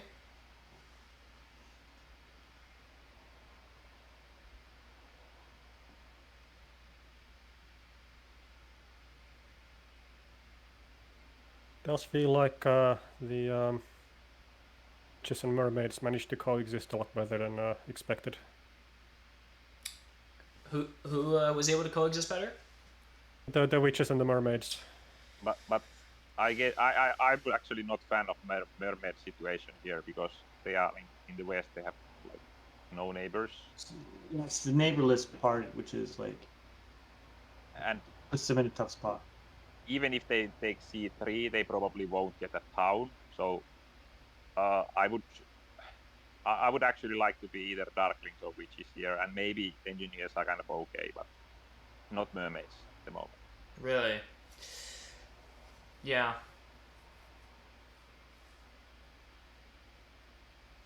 I think I'm warming up to a Sanctuary next round, but then, well, it's tricky. I can build a Sanctuary next round for like Water 1. That doesn't really help me economically, and it's just as many points to try to take Water 1 in round 4. Like, it's 1 point less, but it's a lot cheaper.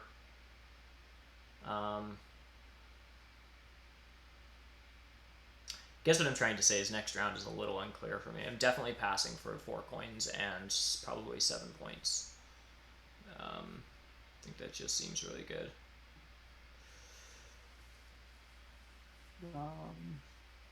So I'm sort of in a tough situation where it's like, I would like to pass for the 2 workers in the big building pass tile, because I'd like to build my Sanctuary next round. But I have no coins. Xevoc can take the coins action, or he can put his priest to air. But I have 13 coins. He has 13 coins, that too. Aaron can't take the coins. So I think I will either put the priest to air or take a spade. Yeah. I think that's quite safe gamble, I guess. So I think it's nice. Well, I don't know what I would do with all those coins, honestly. Yeah. My assumption, Xevoc, is that you priest to air for 2 workers with your cult bump and just get double dig later in the round. Yeah, that's what I'm planning to do. Yes. But then where do you put both spades? If you priest to air, you don't have shipping. Yeah. Well, I could double dig E8. I need it for the connection anyway, and maybe some later gray hexes. So E8 is not like horrible. Of course, I would like to have shipping and use it for C3, but and maybe if witches are taking the coins anyway, maybe I could actually advance ship, and then if I get one leech, I could take D6 and C3. That would be pretty nice. Is it in this board state though, without this being like an open table game? Is it somewhat expected though that mermaids here might just try to take C3 first action if they can? If Darklings take A8, or if they go B4, why would you take C3?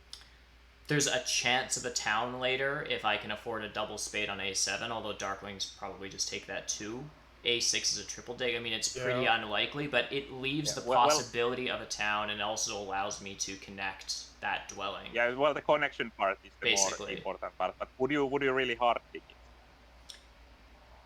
Yeah, I mean, my economy... Yeah, I think so. I mean, I'm also asking you as a player who's obviously much better than I am, but, like, I wouldn't hesitate, I guess is the answer to that. I have 7 workers. I'm not building a sanctuary next round. I'm on the dwelling bonus. I'm pretty happy hard digging C3, building a dwelling, sending a priest to a cult somewhere, and passing or something. Maybe that's wrong, but... I think, hard to say. I wouldn't probably do it as mermaids, but it is possibility, of course. Mm-hmm. I like what Darklings are doing here. They are connected. They get the sanctuary now. Mm-hmm. They pass on the coins. They have a lot of coins. They have lots of towns. Yeah, well, that was kind of... the points are the question, I guess. Yeah, but how much are you lagging behind? 11 of me and a couple more from the others, so not that much. Yeah, and I think cults and stuff. I did a mistake putting witches in because Darklings are so good in this. So the 0 victory point feed was probably correct. Question from chat. Can we clarify? I've been saying Xevoc. Can we clarify how to properly ask your name? Usually I ask people before streams to confirm that. I realize I never actually asked you. Am I saying that right? Xevoc? I don't know how to say it right. You can say it either way. But in the Finnish pronunciation, it's with E, not E. So. Would you mind saying it for me? Xevoc. Xevoc. Okay. Oh, Xevoc, not Z, like an American. Okay, yeah. Yeah. So I'm gonna write back to you. So I actually by him building B5 B4 also gave me 2 free.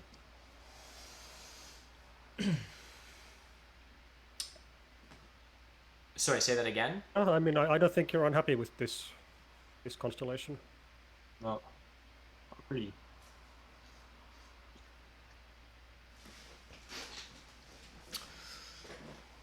Yeah, I think witches are doing amazing here. Yeah.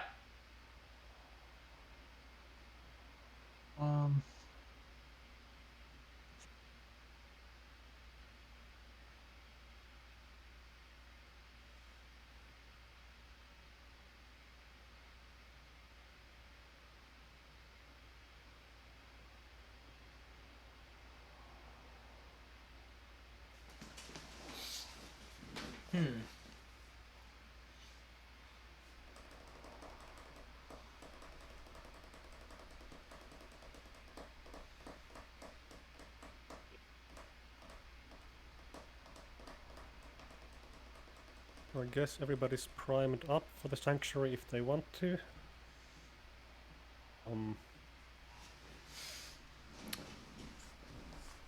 Not sure if this is correct. I'm slightly paranoid on this decision now, but I'm curious what everyone else thinks about it.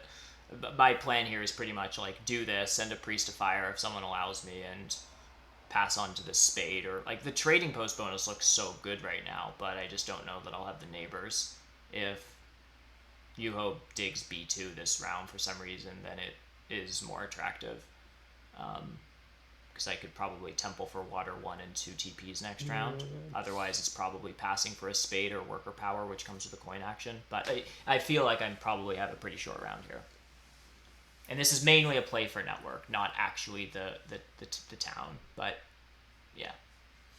I'm still waiting on Yuho to build on E6.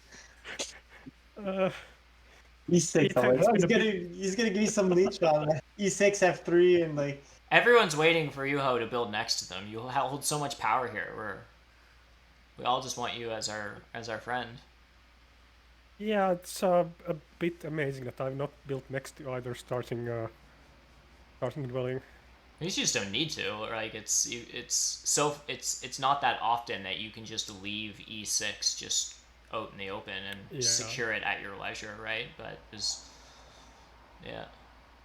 No not complaining. So I've only built 4 dwellings, so feels like Earth 1 has to be pretty good. Yeah. And I do need points from somewhere at some point.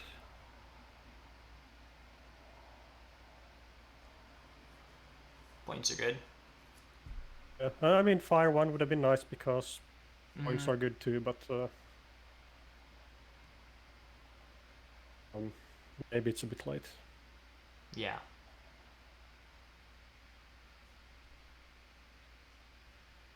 Yeah, I'm now pondering between double spading and taking priests and a breach. Maybe taking priest and a breach is actually better here. I think that I get both of them. I think Weber won't get a breach, even though he has the power, because he would burn down. Yeah. Although maybe the priest is with priest I can advance ship, and if I get some leech, I might be able to get a spade action and actually do something. Right. So maybe I need the priests. Priest, ship upgrade, cult bump, stall a little bit. Yeah, something like that. I'll check how much leech I get and maybe take the breach if I don't get any. So I'm just sending this priest to fire, I think. I don't think there's any reason why I want 3 ship this turn. I mean, I can get another dwelling out for a point, but it doesn't come with any economy, and that seems expensive. So I think I am just sending this priest to fire. 2 coins, 4 power later. Seems okay. Some cult position. So here do I think I just Sanctuary for Earth 1. Mm-hmm.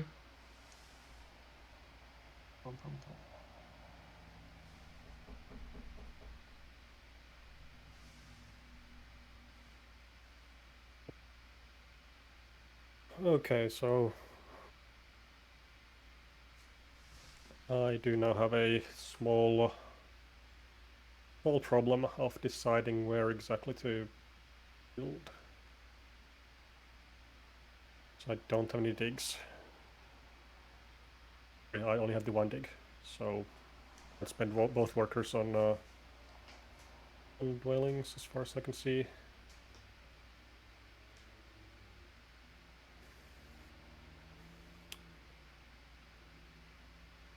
Well, like D8, A7, E6, they're the places that are of any interest. I think mermaids do want A7. I was just gonna ask you about that because don't have a ton left to do. There is a spade left, and if I pass in front of you, do I give up a coins action and actually just do a spade and a hard dig? And I mean, it's doesn't seem terrible. Temple. Given you didn't commit the sanctuary yet, yeah, it seems like a possible. Oh, would you take? I think you'd take C2 over A7 if you were to go for that. Oh yeah, C2 was left open for me, for sure. Well, Xevoc might actually take it. Yeah. Anyway, so yeah, I mean covering A7 would be nice, but if I have to take A9 for the town there, I think that's totally fine. But I am starting to get a bit paranoid about E6 and F3. What about which X's? E6 and F3. Like losing out the round there would kind of suck. F3, I don't think witches have any interest. They're both triple digs though. Like who would take those? I mean, if witches. Well, you have a double dig to E6 if you want to. It's like that's paranoia speaking, not a rational move from you. Yeah. No, I can relate to paranoia for sure. Yeah, I think it's gonna be A7. Everything else seems reasonably innocent. Mm-hmm.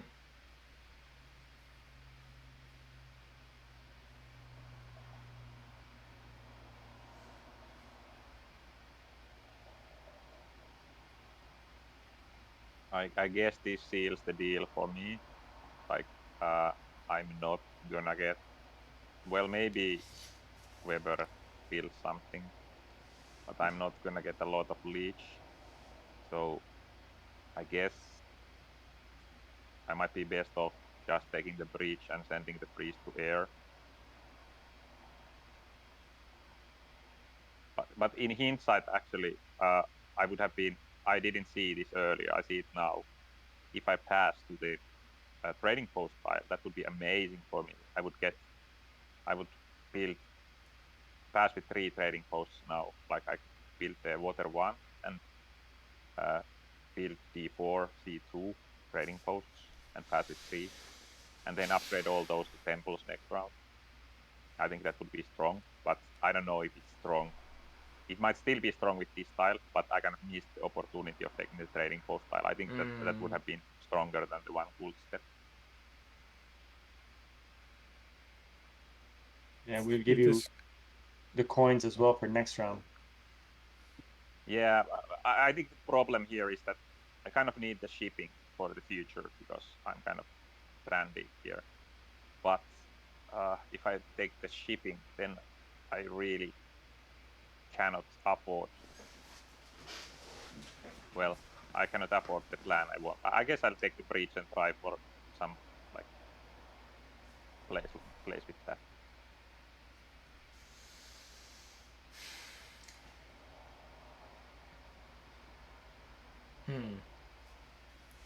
It's a tricky situation for me. I do want a temple next round for water 1.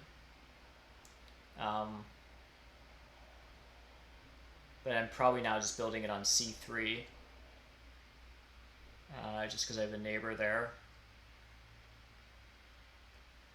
And then maybe building a trading post on D5 unless Yuho comes to B4 or something.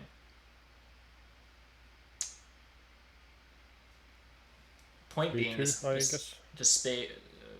Unless, sorry, say that again. B2, not B4, I think.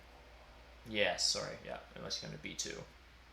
So the spade doesn't seem that appealing unless I take B2, which is basically trading 3 workers to save an expensive trading post, which kind of defeats the point.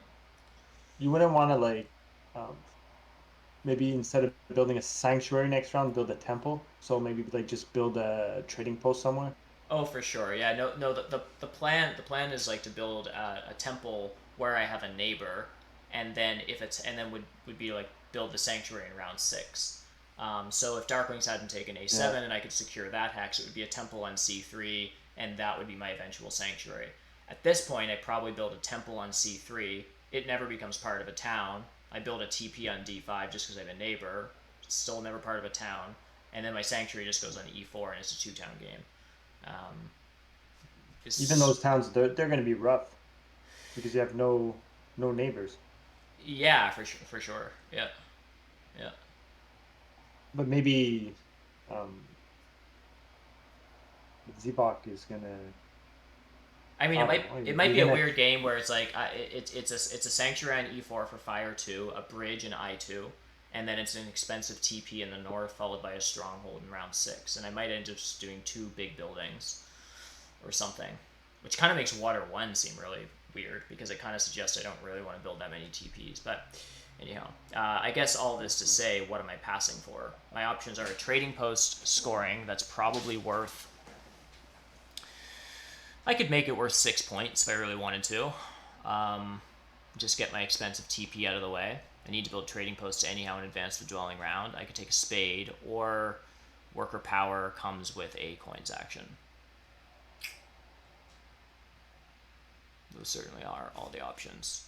Either way, it's a pass.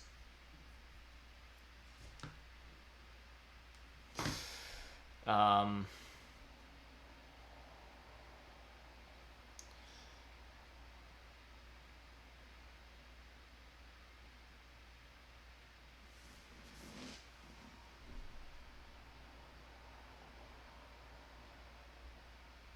mean, I think it has to be the TP bonus. The spade is effectively 6 resources. Worker power is effectively 6.5 resources, given that it comes with a 7 coin action, if that's what I want, or just more coins. The TP bonus is already 4 resources and comes with 2 to 4 points. I'll just go TP bonus, I guess, at this point, and see what happens. Yeah. I also have auto leech on. Sorry to do this again, guys. I'll just keep chatting and playing. I'll just be back in like just 1 minute. Yeah, no problem. All right, I guess there's the problem with Water 2. It's running out of steam now. Won't do any good on any of the next 3 rounds, I think, for getting income. Maybe if I were willing to send a priest to fire 2 rounds you can get 4 power. Yeah, so I think it's just gonna be trying to secure the 2 cults where I'm higher up already.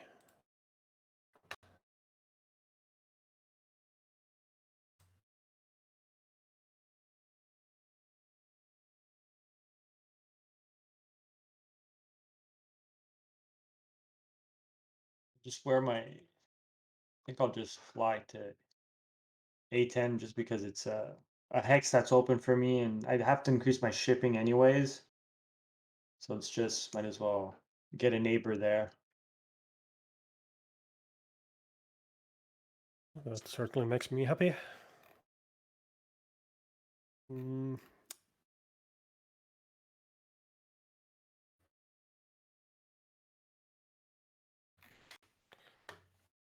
Time to pause. The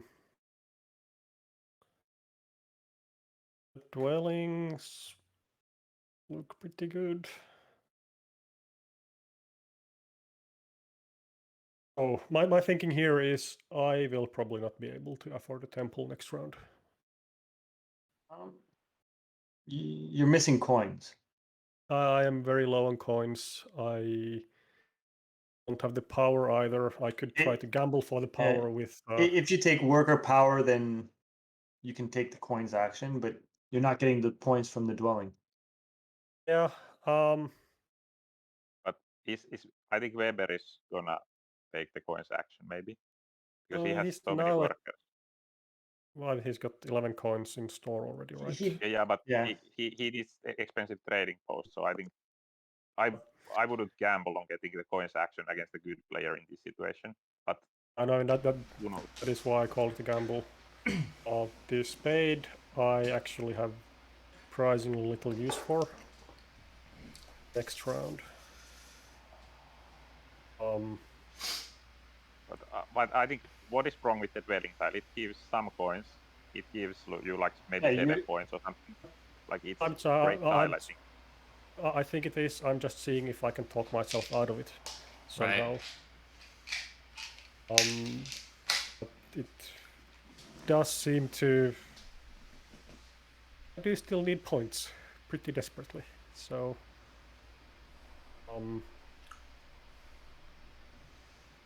Catching up, though. I mean, 6 VP is probably better than single dig at this point. Then a dig and an extra coin. with the coin too.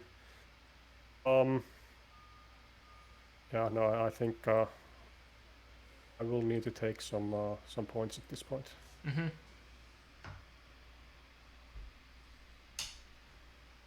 Makes sense.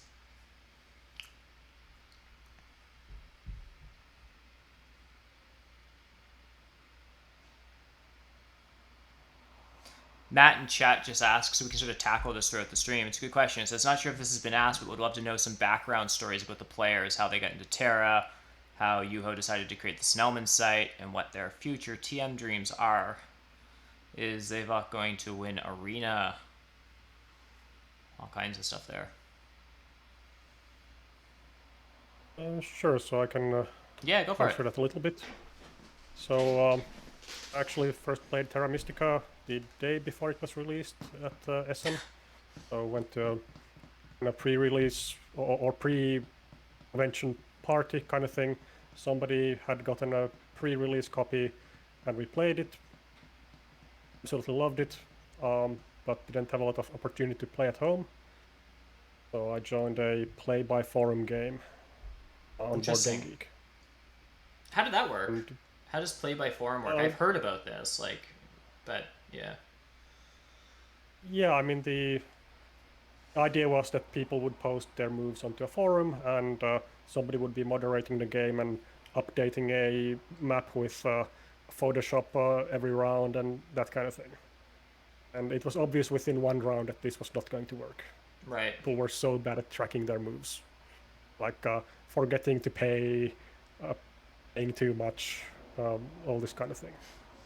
And nobody had a good idea of what the board state actually was because we'd only update it once a round and you'd need to apply diffs on top of it to figure out what was happening. Right. So like within 2 days of that experience, I started writing a small app to kind of just keep track of what was happening in the game. Right. I'd enter all the moves into that app and then the other players could view it, like view the current state. Right. And yeah, then just over the next 6 months, it grew and grew in functionality until nobody was actually playing on the forum anymore, and everything was just done via the website. Interesting. How long was the site developed for? Has it still? I'm just taking the coins here. Yeah, I just want coins. I assume the site went through a certain number of iterations over the years. When did that sort of slow down? How old is the site in a sense in terms of its current state? How long has it been like that? I mean, I think it started 8 years ago, and I think maybe it took 2 years to get to where it is. Then we had one more expansion. Even that's, yeah, so the last big thing that happened was adding the Fire and Ice expansion, which I think was 2 years after release. So it's been going pretty steady with no work for 6 years. And I'm just super thrilled that people still find it useful. Yeah, absolutely. Yeah, that's great. Alright, so what do I actually want to do? That's the question.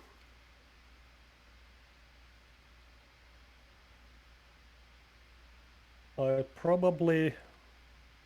So even though we've got the dwelling round next round, don't feel like I need to optimize for that. Mm-hmm. Totally. Given I took the dwelling pass tile, I'm more than happy to build the dwellings this round. I might want to pass early for 7 coins. And I might want some trading posts around. Starting to regret taking the shovel. Yeah, I would have wanted the shovel, but you take it. But it's like I guess 6 coins. Sorry. I guess Juho has the resources to build a temple if you want. Mm-hmm. Yeah, but I think it would be too economically inefficient. Mm-hmm. I think what my plan has to be here is going for 3 towns, Fire 2, And that's actually a lot of resources given how underdeveloped I am. So it feels like it's probably a trading post and 2 dwellings. With 2 dwellings, yeah. And then you can probably pass for 7 coins, and you might even get a coins action if someone gives you leech. Yeah, well, like it's a little bit. I don't think I can count on the coins action because I have the slow tempo from the water 2 as well. Oh yes, of course. Which I'd prefer. Like I will throw it away if I have to, but I'd prefer not to. Makes so sense. Yeah, I think I'll just start with the dwelling then, and moment you've been waiting for. Finally, some leech from E6. I only get 1 out of the 3. Yeah. Okay, it's okay. Finally. Ryan, you were saying something before I interrupted. Yes, I was thinking like, do I take the shovel or do I take the 6 coins? From like, maybe the 6 coins were better, but then the shovel saves me 3 workers, which can be 3 coins. So it ends up being, I think, the same. Yeah, and you deny the shovel from me. Yeah. Yeah, it's hard. You also leave the 6 coins open, and I think Yuho would prefer to be able to pass on to this 7 coins than a shovel and 4. I don't know. Yeah. So I'm just gonna go like the old-fashioned, like try to get leech for the coins. Or... Yeah, I'm now actually a bit scared of because Weber dig C3 earlier. Like I don't know what he's up to, but he's kind of 2 stranded dwellings here. So I actually need E8 quite badly. I could live with D3, I guess, but E8 is kind of critical for me. I get a town immediately, and all good stuff. Yeah, you could take it. Yeah, I think I need to take it right now. But yeah. Yeah, Xevoc, I'm one of these rookie 500 rated players that also doesn't know what he's up to, so your guess is as good as mine. Yeah, I would kind of, I just don't know what to take with the town, but I guess taking the double key town is never bad, but it's a bit late. It's a bit late, yes, and I'm actually not getting, because I'm probably overflowing my power anyway, so I'm not getting any full rewards out of that. So maybe actually that might be the wrong thing to do, even though that's the default thing to do in most cases. I would actually like. Yeah. Sorry, I was just gonna say like you're not getting many additional cult rewards for it. The power, as you mentioned, is overflowing, and the actual keys themselves, like it's not like you're trying to lock up 2 cults. So it seems like a 2-key town is literally just the steps, which in and of themselves have some value, like on fire and water to some degree, right? But it seems like you're just getting the steps, not the power, not the econ, not the keys. Yeah, and here I'm actually also like considering this kind of other line, like where I take a breach now, C5, D6 breach, and then hard dig, or if I get a leech, dig B6, and build a stronghold there, and then hope to get enough leech to get E8. But maybe that plan is bad because I might lose E8, and I might not afford the temples this round. I think I want at least 2 temples, maybe 3 temples this round. So I think I need to double dig this to get some coins to actually build those temples. I see. So it's Act 6 on E8 for a coin town? Yeah, that feels very wrong because I'm kind of generating a lot of coins already. Yeah. I still need coins. I guess I need to do that. And depending on how many, if you build 2 temples this round, then you're generating 4 less or 5.5, depending on how you want to look at it next round. So yeah, I guess if I take the coins, I come into 3 temples even. Oh, okay. Yeah, coins disappear quickly if you're spending 12 coins to remove 6 from your economy. That's a swing of like 18 coins. Yeah. So, I have a priest I want to send to a cult at some point. I would have considered air just to lock up 2 points against Yuho. Fire is obviously an option for me. The other thing is sending a priest to water sort of helps, lock up might be strong, but put myself in a position to have second on water and then just still try to win fire if I can. I'm also planning on taking water 1 this round, which I think is pretty safe. And so that the priest to, well, I guess the priest to fire and priest to water would both come with 2 power at that point. So what am I talking about? So it's the same amount of power. So I don't know. It's pretty minute. I think what I'm doing now is just building a temple for water 1, and I don't have many other, and I'm probably building an expensive TP, and I think I'm just giving Xevoc like 9 power this turn. So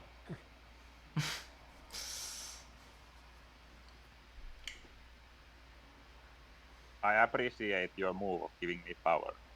I guess there was an argument that if I'm building a, actually that was possibly wrong, because if I'm building an expensive trading post anyhow, and I'm giving up on this ever being part of a town, unless I triple dig A6 or something weird, I could have just templed on A4. But anyhow, A4 might want to be a stronghold too, so I don't really know.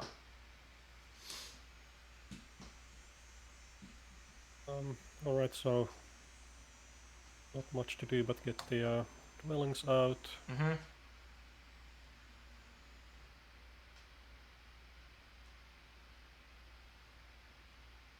Ryan, how did you get into Terra?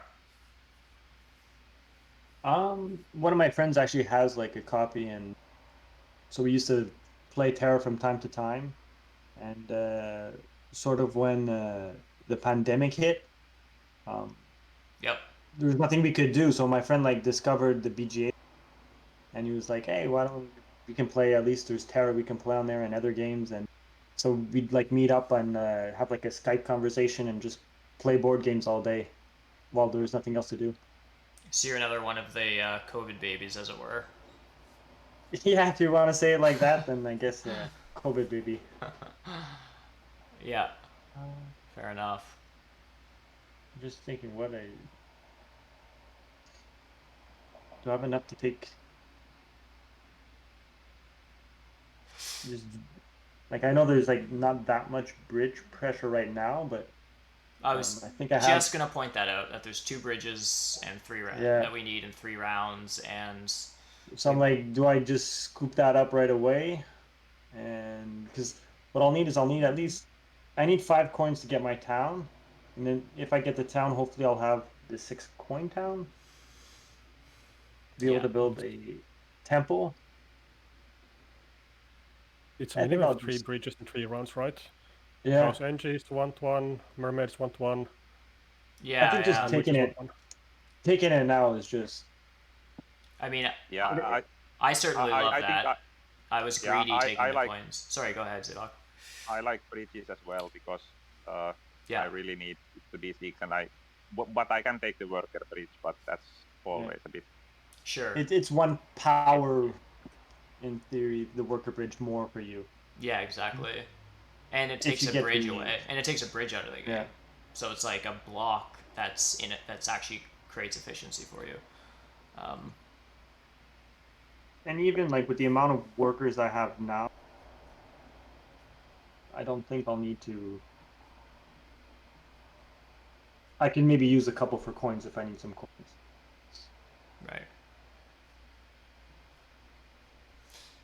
Right. Just going back to an earlier comment, Yuho, why did you dig E6 first over F3? Was it just because you wanted to be a recipient of some of the incoming leech that you're expecting from engineers? Or like you could have dug F3 first and been that much slower giving engineers their leech? No, I think I had to do it because I only had 2 digs, so it couldn't be F3 and something, unfortunately. I see. Yeah, it was just a question that came in from Deranged. And the one question that we didn't answer yet, like about what I'm gonna do. My goal is to always just play for fun, of course, it always gets too serious because you want to win. Yeah, so I'm trying to not play too much. So I don't. I never had the idea to win arena. I had a nice winning streak recently. Now I lost a few games, so it's open again. But right. Yeah. So I plan not to play too much, but if the arena win comes cheaply, then maybe I will try for it. You did get your master badge though, right? You did get your master badge. You were 702 last I looked. Yeah. Yeah. My high was something like 7-3 something. Okay. Like and then I lost 2 games and I'm down to 700 again. Down to I handed just out 700. a few master assassins. I was gonna ask who was the recipient of those master assassins. I don't know that I've beaten someone who was over 700. I don't know that I've played that many games with people who are over 700. Yeah. Oh yeah. Yeah, I'm handing out a lot of those. Nice. That's good. Just handing them out left, right, and center. That's great. Yeah, that's awesome. Yes. Deranged sounds like you were just tuning in a little bit later. Notice the color wheel. It was yeah, it's all Xevoc's fault. We can blame him. No, it was the three of us had a polite like men situation where it went darklings, mermaids, engineers in third seat. And I think I'm still taking 3 for 2s. I need a bridge and stuff. I'm happy we went this route. It's made for a really interesting game, but it was one of those funny situations where Xevoc was sort of like, am I going nomads here and making like the cleanest color wheel in the world, or am I going witches and making like a 4 in a row? And it's just like one of these funny situations where in 4th seat you have so much power between like the extremes of Terra Mystica have to be like mend versus a 4 in a row, and that decision came down to like witches versus nomads. Is really cool. All right, so I'm building 2 TPs. Do I want to give... I think I want to give Xevoc his expensive power now while it's a free power. It's always a question. Like with some factions, you might want to wait till they spend their power, so you have to force them to take a 5 for 4. But I think as engineers, I would prefer a 5 for 4 over a free power. I never know. But I'm going to do this. Give you a free leech.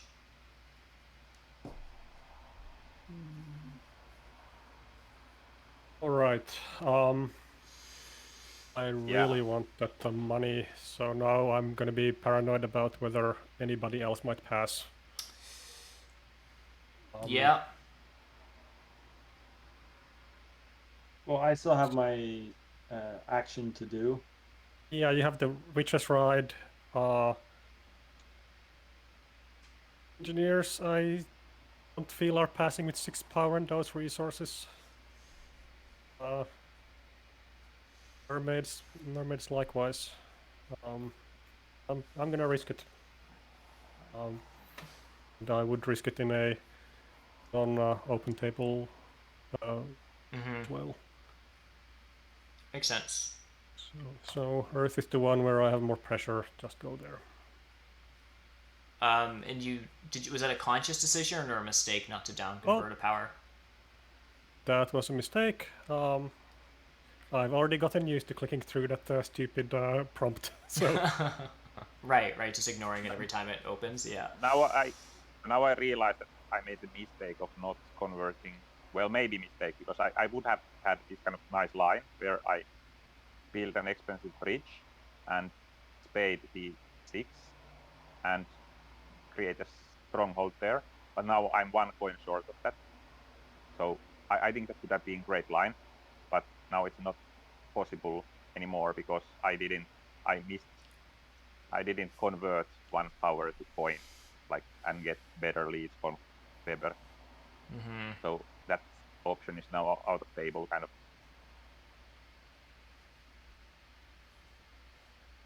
And I guess I'm not getting any more leads from anybody actually.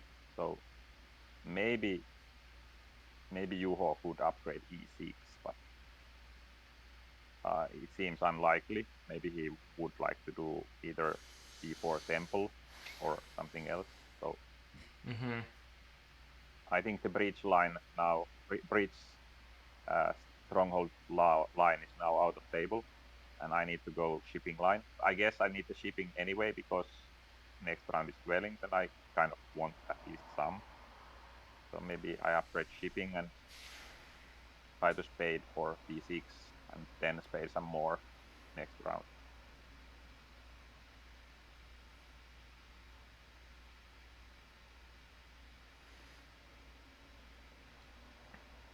So correctly chosen and not giving the expensive leech later then.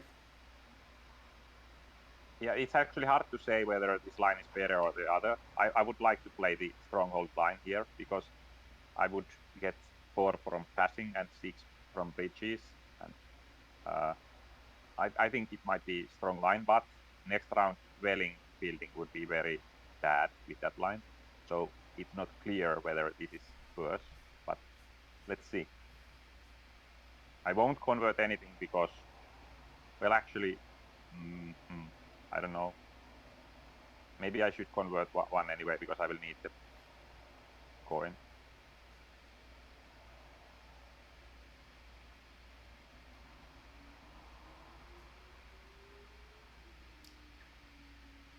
Oh, so that was your first shipping. Oh, okay. For some reason, I already thought you were at 1 ship. I see. Yeah, I'm struggling with no ships. I was always building another trading post. I also really want to send a priest to a cult. I think I don't really know what's more important. I'm gonna do the trading post. There's a chance I get a neighbor on A4 at some point, so why don't I just build an expensive TP on, I don't know, C1 where I'm never getting a neighbor. I think that makes the most sense.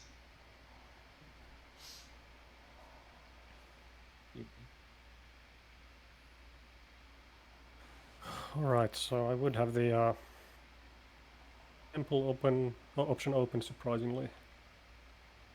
But I'm just too scared about losing my monies. So this time I'll remember to convert that Point power. Just 1 power, maybe? Yeah, I think that's enough. I don't see where I'm I'd get 1 leech, getting 2 I think. So that should be enough, and then pass for the coins. I think, but let's see. And you'll just open next round with another 7 coin action. I can't imagine there's anything else you'd rather. It's very likely. Yeah. So if something very odd happens, then maybe. Sure. But it feels like we should have an idea of what the people's lines are here. I'm just unsure what town to take. Because I know I'm going to need probably an economic town, but I'm just thinking the 2 key towns is just securing the air cult for me and...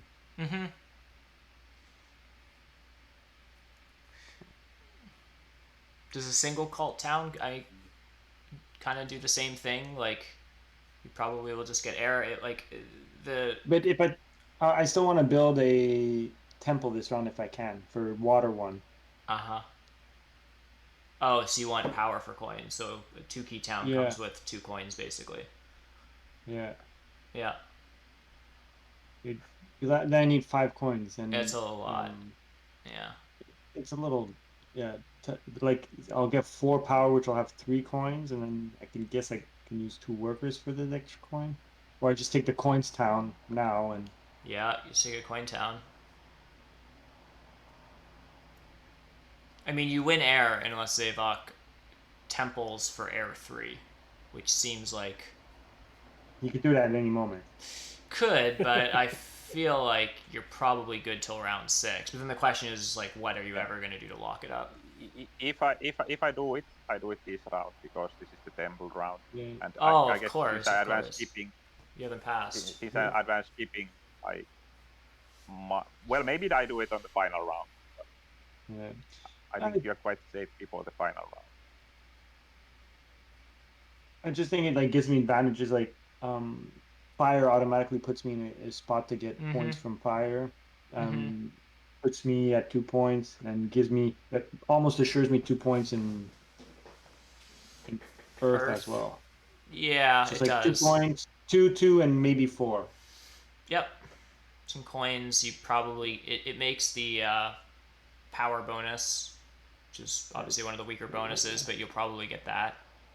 Yeah, I think I'll do that and just take the 2 coin town and get some in-game points. Oh, just take the coin town. Oh, the 2 coin. Okay, yeah. Yeah. Okay, so you are doing worker to coin here. Yeah, I have some coins.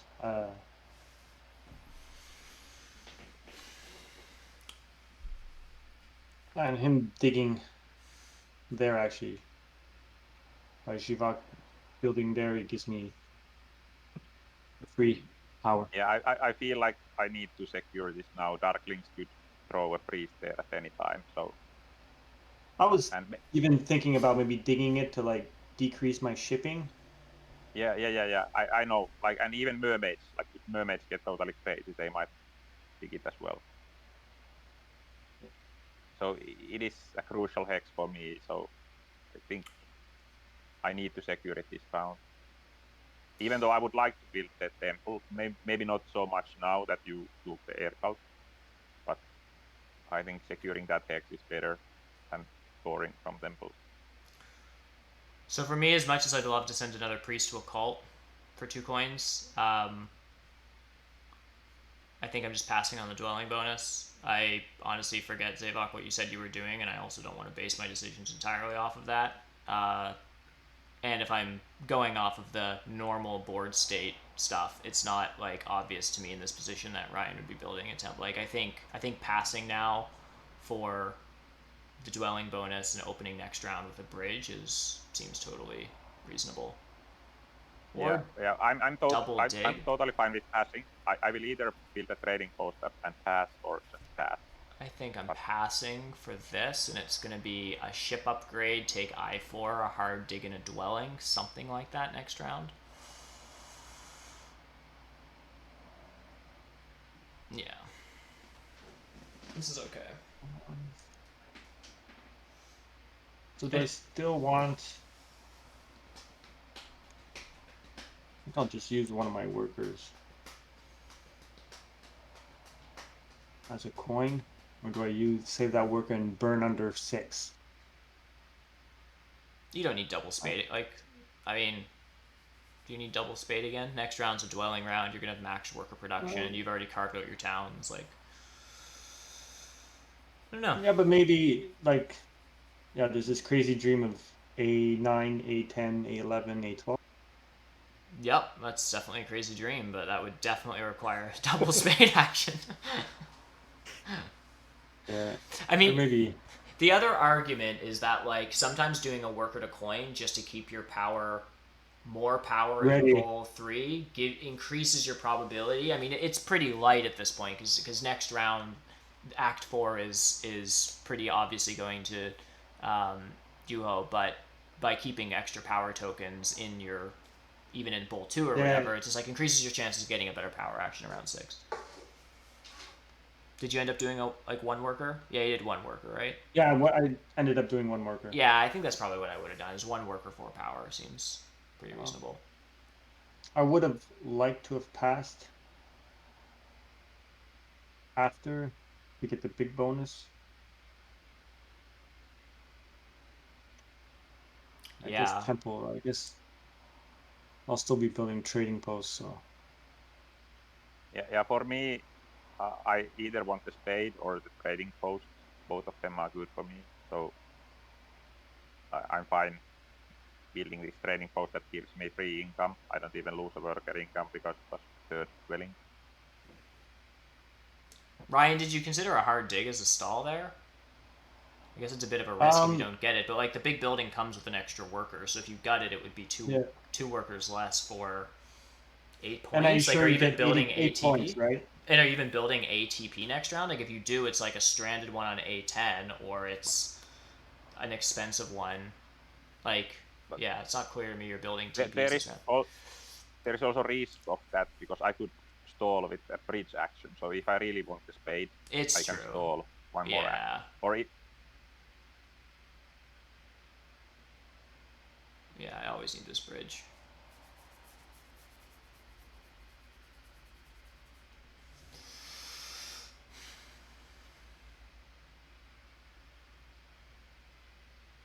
Mm-hmm. 8 coins. I have a bunch of workers. If only we were playing with landscapes, my 3-town dream would be super alive. Mermaid landscape is specifically helpful for these funny situations.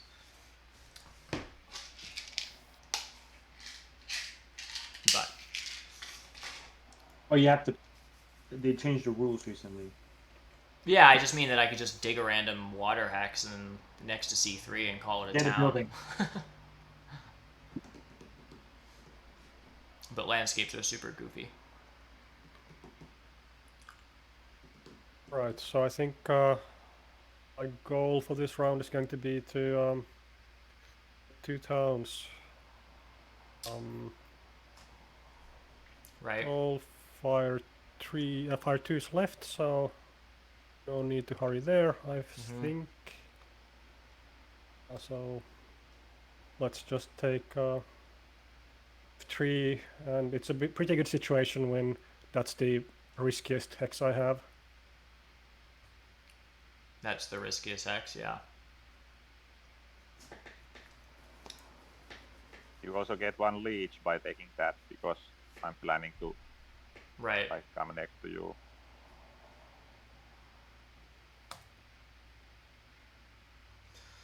So, it's not obvious that you have interest in I4, given that you don't have dwellings left and you're trying to carve out towns. But upgrading ship... I want to secure I4 this round. So, what am I saying? But, yeah. I might be doing 2 hard digs this round and just building 3 dwellings in a dwelling round, each of which are worth 3 points for me. And I have enough workers for that, so it's probably something like I4, I2, A3 this round. Which means I need to upgrade ship. And then I have some priests that I should probably send. I guess I could send 2 to fire to lock it up. Get 4 power going up and 4 more on the bonus. I could also try getting 1 to water and a second one if Ryan lets me. And leaving fire open. Like, there's some priest stuff I want to do. Just probably sending 2 priests to cults and 1 to shipping this round. And then building 3 dwellings. And then it just comes down to sequencing. And the big building patch tile is also open. So like always, I'll probably, I'm going to prioritize the 3 hexes I want. And then probably not do anything on the cults and pass for the big building if someone lets me. And do garbage on cults like I always do. So, having said all that, I think we'll start with shipping.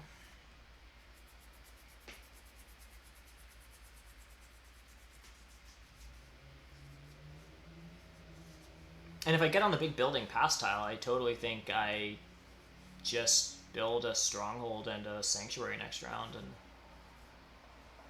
it seems fine. I don't often end up building Mermaid's stronghold that often. Yeah, I mean, it's garbage economically, but given how you need a town power from somewhere. Yeah, exactly. Neighbors are still not appearing. Suddenly, when it's between a stronghold and a expensive trading post, and it's in the final round, and it comes with a ship upgrade, like it's suddenly not too bad, especially if it's worth 5 to 9 points. I was kind of expecting the Twitch move, but it was kind of annoying for me.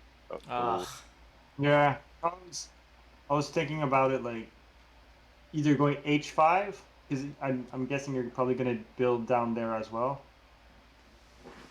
Yeah, I'm gonna build I9. Yeah, I9, H6. Yeah.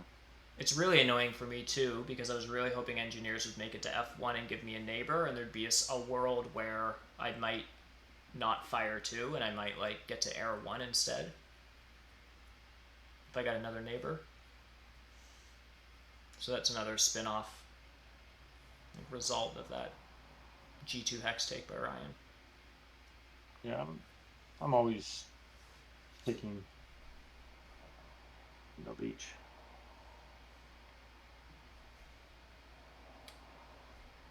Guess I just take this hex before Yuho gets any ideas. So I guess you're out of priests. Yeah, it's fine. Still want it. I mean, it's very likely that I'll take priests from the town, so... Yeah. The risk will be there. Just taking that, scooping that up is good. And that was for your Witch's Ride? Yeah, it was for my Witch's Ride, just to make sure I don't lose it. Yeah, that's kind of expected, but he will move. Yeah, because you want to get towards the other. I was gonna have a monster round now. Like I was gonna like build all my dwellings, but now it's a bit sketchy, or it can be.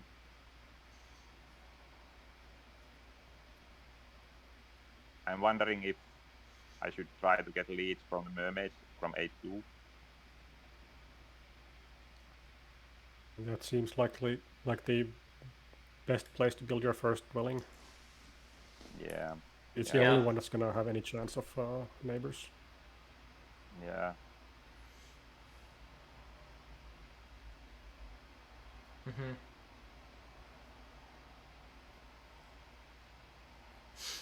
I actually didn't notice that you had upgraded to 3 ship, so that was an error on my end because I4 was always safe from Yuho, so I should have dug A3 first and gotten a free power from you as opposed to the other way around. Yeah, like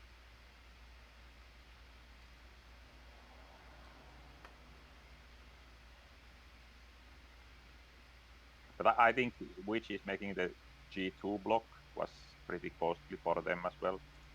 Now they at least don't get the third town, I think.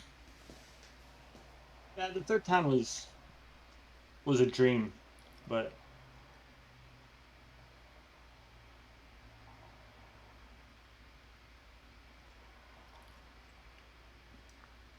like I would have had to build an expensive trading post and another probably another temple to get fire to if I wanted 3 towns. I'm just not sure if that was worth it.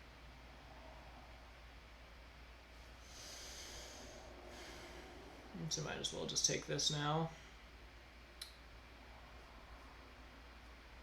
If this had been an async game, I would have been counting very, very carefully whether I really needed that fire 2 or not. Right. In a live game, It's feels sort of like I need it. Yeah, I'm trying to. It's complicated. I'm trying to consider the same thing as well because now I have a neighbor. Like, you know, I can now trading post and stronghold next round, and then how do I configure my southern town? And in a live game, sometimes it's hard to get all that stuff right. Yeah, there were some team tournament games back in the day where both me and Xevoc would be basically optimizing a move for a day on a very crucial round. Really? Wow. I think the like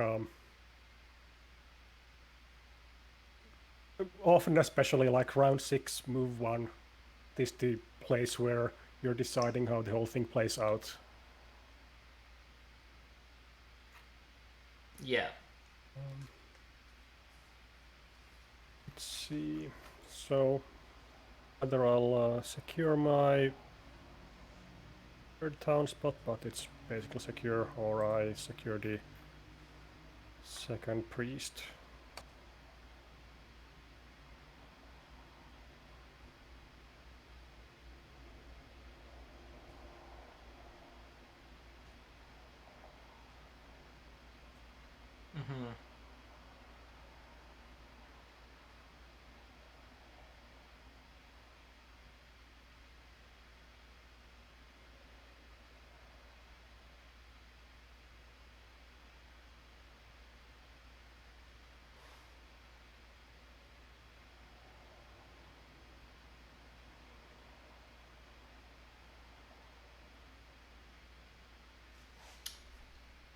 Oh, sorry about that. No worries. I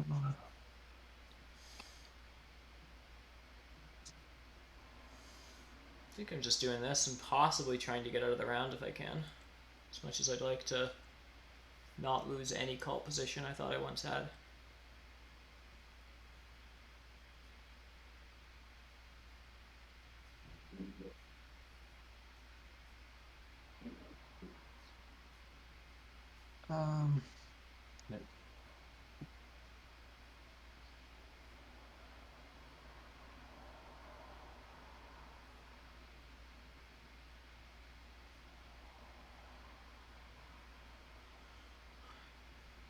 So now the part of the game where I'm starting to sort of look at like network stuff a bit closer. Ryan, you're probably getting down to network 14. You're gonna need some digs. Probably dig down a couple dwellings. Like, you're not doing another town, I take it. So you're just like taking It's I-11, I-10, A-11, like just to get some stuff down with Earth 1. yeah. Um, Maybe try to, I don't know, connect with 2 shipping somehow. I mean, I-11, I-10, I-9. You're not gonna get I-9. I don't see how you do 2 shipping. I guess for me, this kind of, I would like to get the double spade here, to double spade like I7 or something, but Yeah. yeah, I don't have a leech, so it's,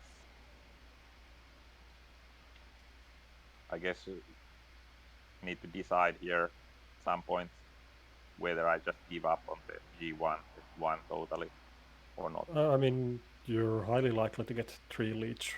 Not guaranteed, but do you probably want to upgrade E10 or D8 this round? Yeah, that's true. Yeah. Actually, no, I guess I could build the dwelling first and then do the Yeah. Well, upgrade. I can build a dwelling first too, so it's not a problem in that sense. But no, I mean, I could upgrade the other dwelling that I built rather than. Yeah. Honestly, it's more a question of which of Ryan and you I'm more scared about getting more power here.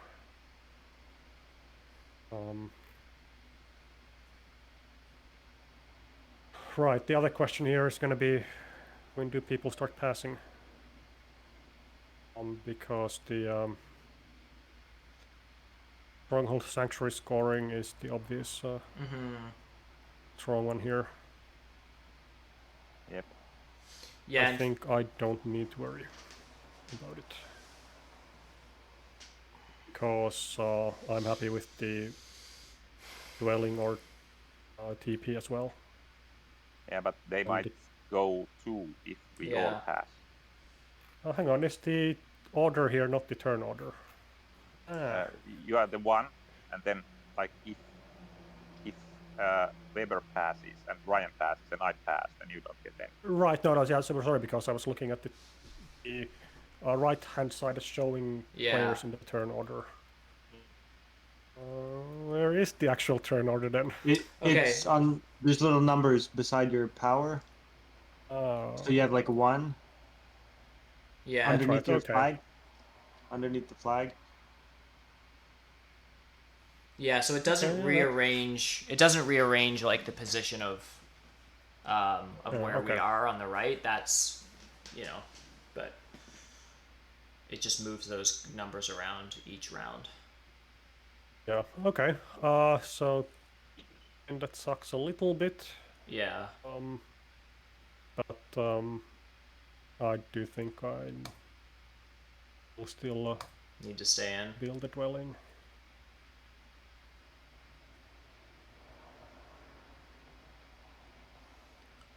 And so, for my position, the only thing that would help me right now is sending a priest to water, or even 2 to water, to try to lock up both those spots could be good, or sending 2 to fire to get even more power.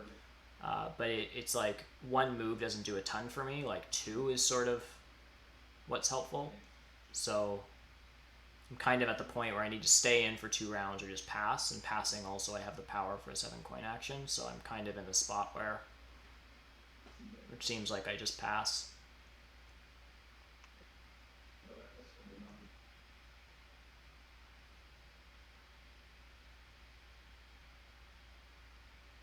Sorry. Yeah, no worries. Notice I was still.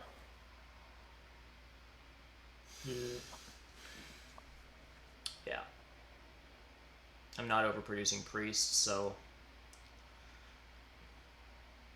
probably looks like I'm just passing now.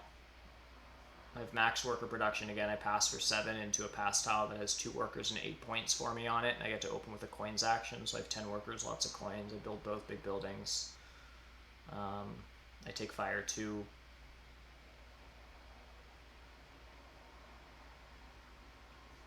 How many more towns are being built?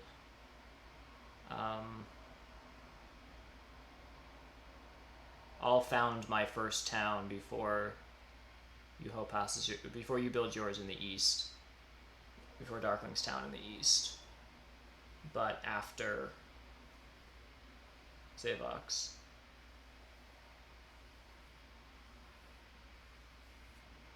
So I probably get, goes Xevoc, me, Yuho, and then me again. So it's pretty plausible. I built the town on my first round, and you're taking coins on the first round.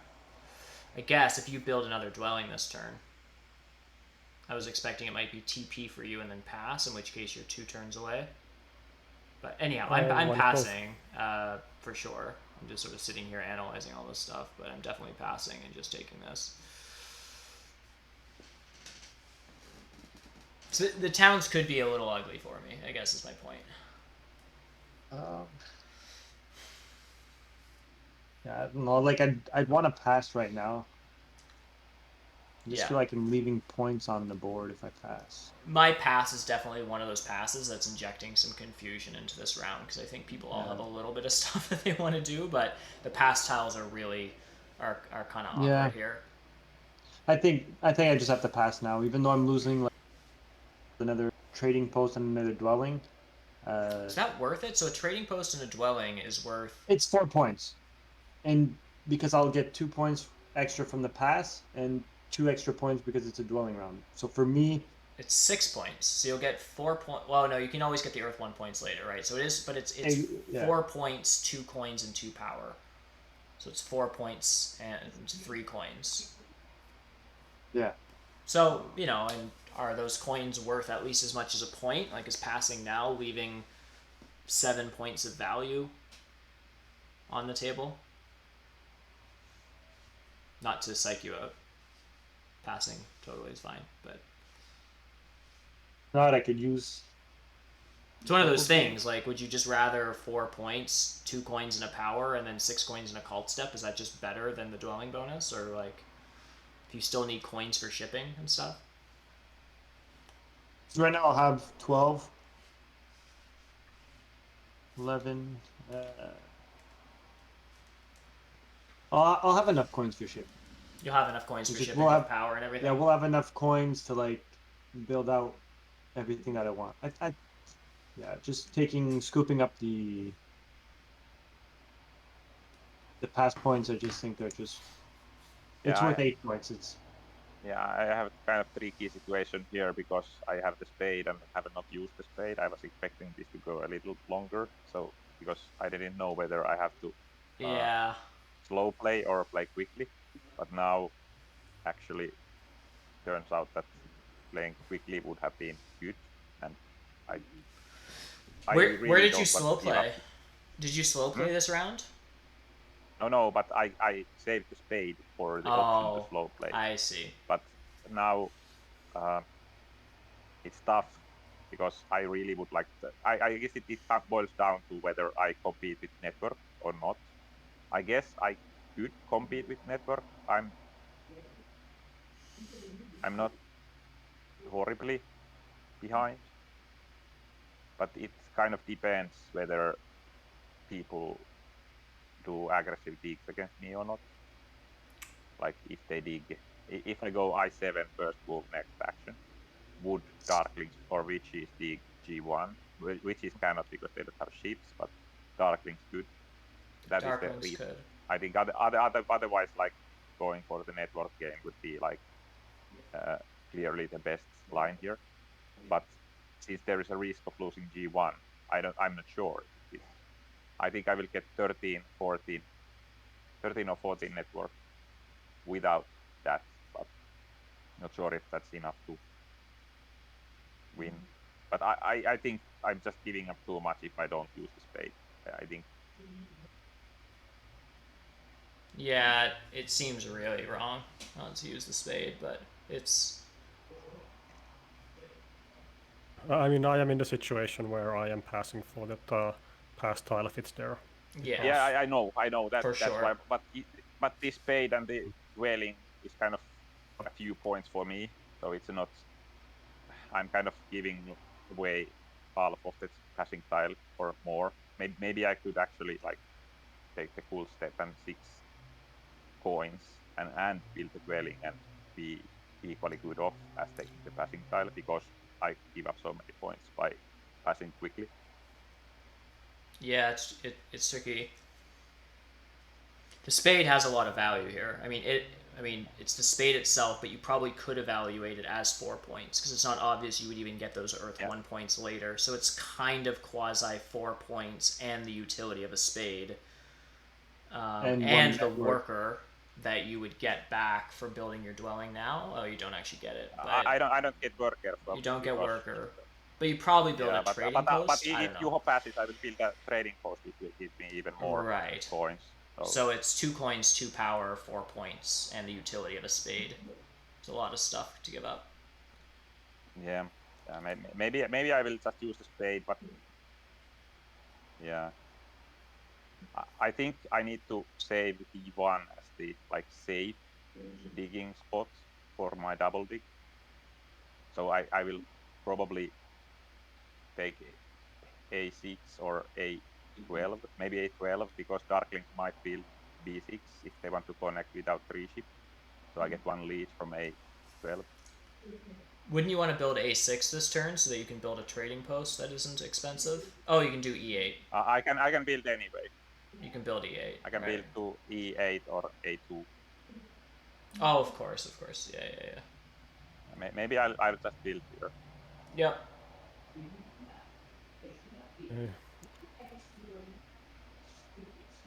I don't think I would have been unhappy to play the full round. I'm also giving up a dwelling TP and a cult step. And you would have done a 3 power to worker conversion to get out the other dwelling? Yeah. Right. I think that would have been...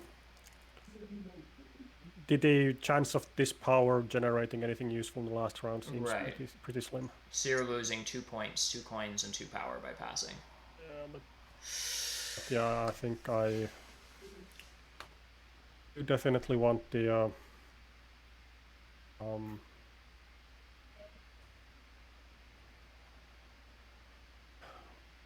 multi-VPs. I am far behind. Oh. But who's winning this? Like, who's in 4th place and who? Like, I don't. Yeah, I went far behind, as in my points need to come from somewhere. And Ryan has a VP pass tile. It's 28 points ahead of me. I don't think there's any chance I'm catching up without the VP pass tile also. I think you're winning network, probably. Do I want this power? 4 or 5.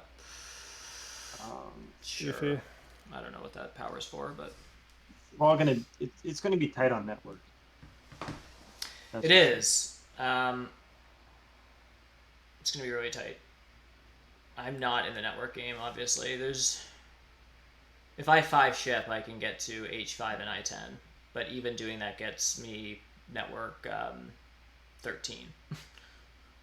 5 ship a dig and 2 extra dwellings. You know, it's like It's not great.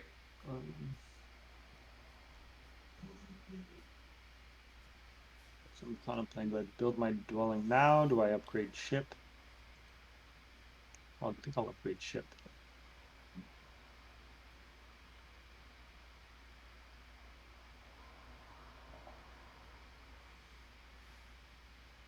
Okay.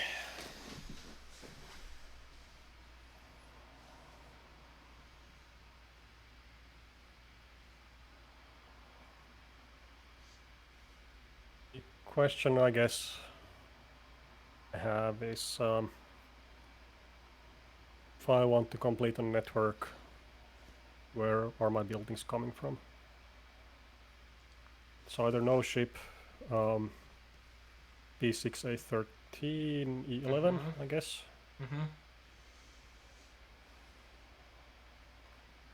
It's only 14 buildings. Wait, that's 4 more structures? A11, B6, sorry, that's yeah, sorry, I cannot build more than 3. Right. Yeah, that's a lot of stuff. Just economically. Yeah. That's 5 workers. I'd need 9. Okay, worker-wise it could work. Wise it will work. Money's gonna be a problem. It's 8, 17, 22 money. Yeah, that ain't happening. So most likely it's just 3 buildings, and then I don't care at all where I build.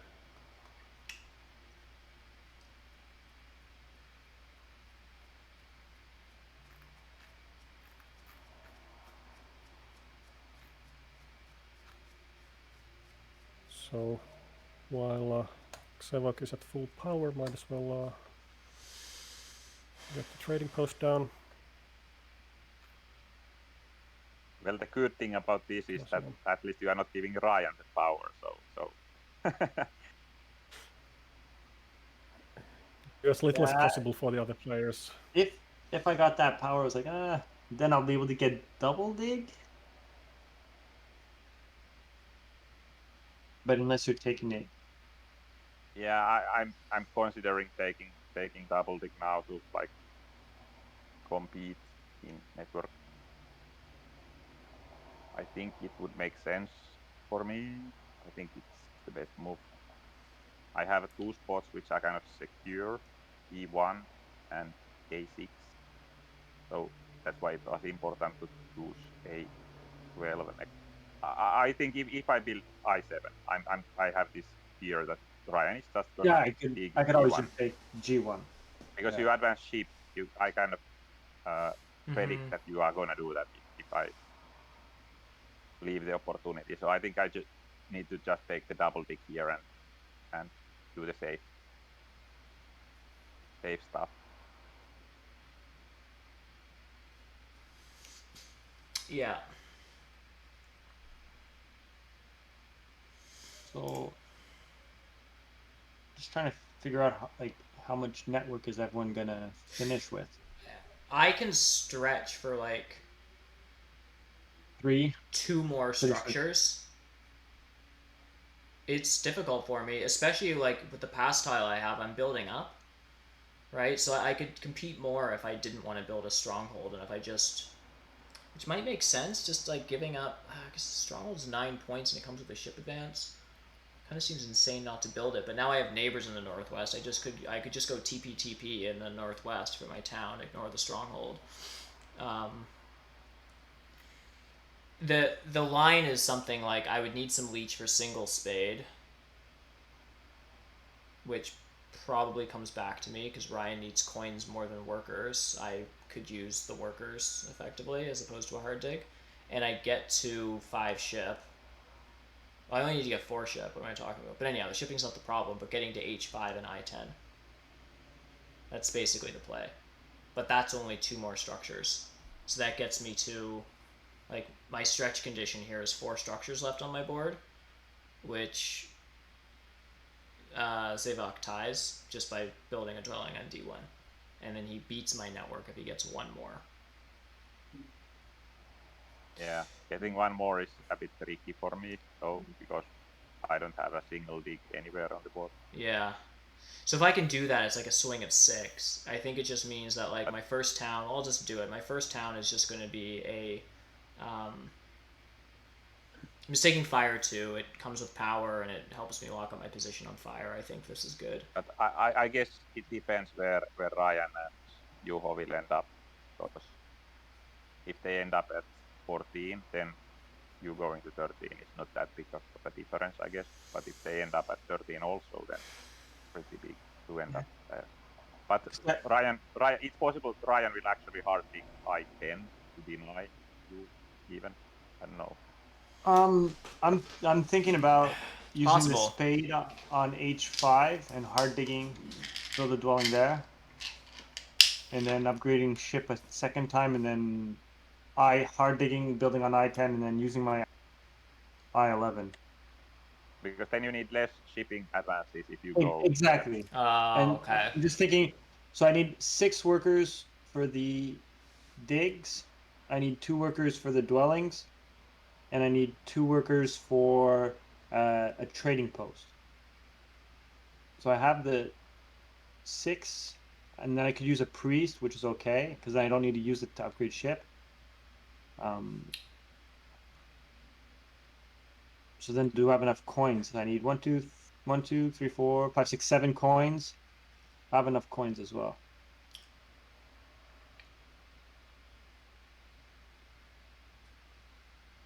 Maybe the correct play for me would have been to, like, I don't know, maybe that's bad.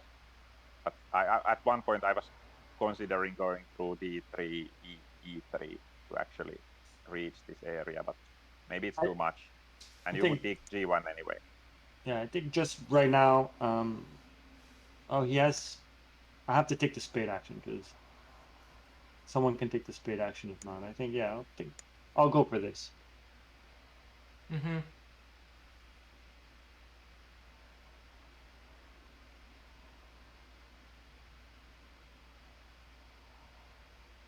So I'll finish with. Okay. I'll have 3 buildings left on my board.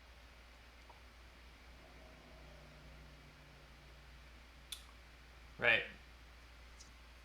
Yeah, I realized I do have the stronghold available as well, which I hadn't counted on. Right. But it's not going to make building wide any more plausible, since It's also 2 It's points 5 worse. points. yeah, well, I mean it's also the priest conversion, Yeah. which could be pretty nice. Like the dream obviously would be to build the 4th town, but definitely ain't happening. Even like no matter what. So let's just actually, I guess the question would also be, do I need to stall for the cult game? Like make your decisions slow so that you can use your like water 2-step as late as possible. Yeah, so do single digs rather than Yeah. dig and build, for example. It's both the water 2, and I might be better off sending a priest to a cult instead of digging at some point. Yep.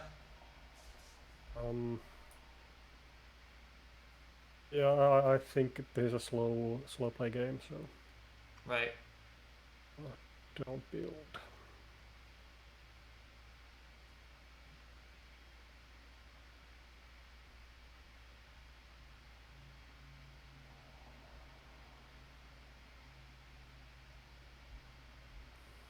Oh wait, of course, I do care about which town tile I get, so it's not a good move.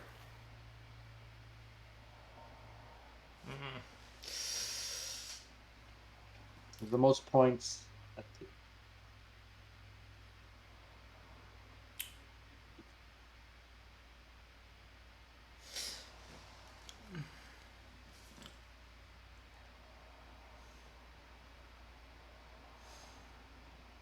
because I think for me more and more, like I'm just not competing on network. I'll still have a ton of ship just because I'm going to build a stronghold, and then I might as well ship 5 because it's good points. But I think I probably just take a cult town, and I assume, like, I guess one of Ryan's priests, if he can do the I-10 route, can go to a cult. But I think with a cult town, I can get 1 to water. I don't think I can advance against you on both water and air, or water and earth, but that would kind of be the dream, would be to, like, 2nd on water, 3rd on earth, 3rd on air, you know, and then winning fire. It's something like that.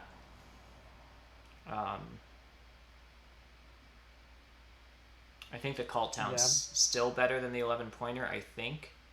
I know it seems silly to say protecting my position of 3rd on air, but, like, having 1 bump on air when, like, Darklings aren't on the track at all is, like, such a great 2-point, you know? It's like a cheap 2 points. But with that cult step, like that water 2 step could time me. So, I don't know. It just allows me to sort of ensure those 2 points on air, ensures fire, and I think I can probably swing 4 points on you. Maybe I tie you on earth or something. I don't know, something like that. So I think the play here is stronghold in the other 8-pointer. I think so. Let's do it.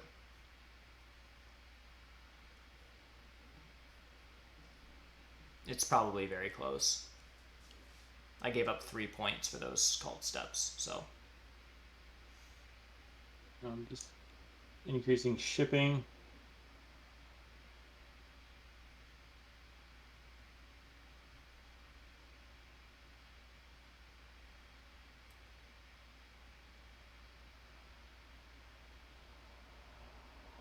Yeah, my end game plan seems quite clear here. I will build stronghold, bridge, and 2 trading posts, maybe 1 additional bridge. But yeah, I don't think I can compete in the network anymore after losing those areas.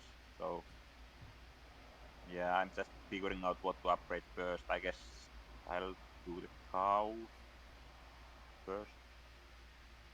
Or is there any pressure in trying to send full priests to cults? Maybe there is some, but maybe I want to actually delay the priests. Maybe send earth priest is the only thing I could consider doing. Maybe. The earth priest seems reasonable because witches might send a priest to earth, and yes, mermaids might, and I might actually be able to compete with the Darklings there unless they do some stuff. So yeah, I think priest to earth is the best move I can do. I'll do that. Yeah, that makes sense, because I think if I sent a priest to Earth, it would be reasonable for Ryan to respond with a priest to Earth, because he'd be defending his original position plus advancing on you.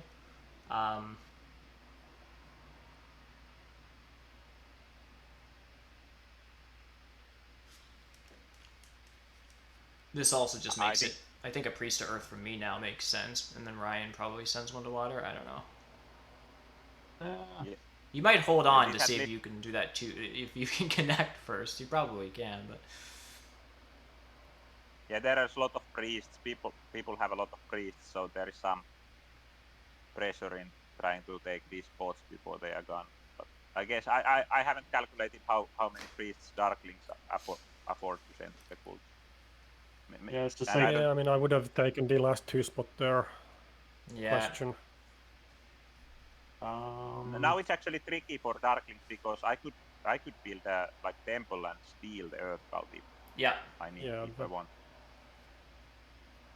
And there is nothing they can do about it. No, they'd have to invest their water 2 step first and then use a 2-point priest as a bump. Yeah, it's pretty messy. Yeah, but if they do the like first half of the action, then they might lose it already. I think I'm just gonna be losing out on cult points no matter what. Like, I can't really defend my position against anybody. Because even if I put my priest to water, does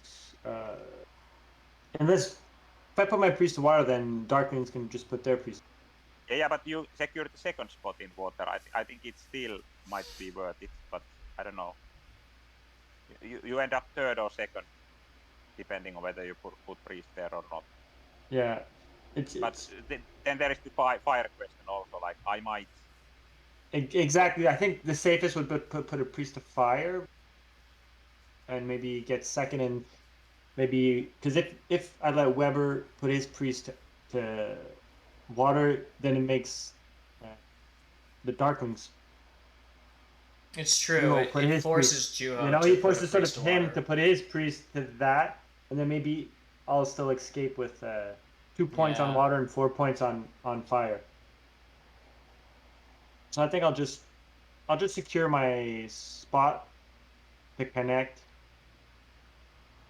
I think this, yeah. I guess there's nothing that anyone can do about that, but.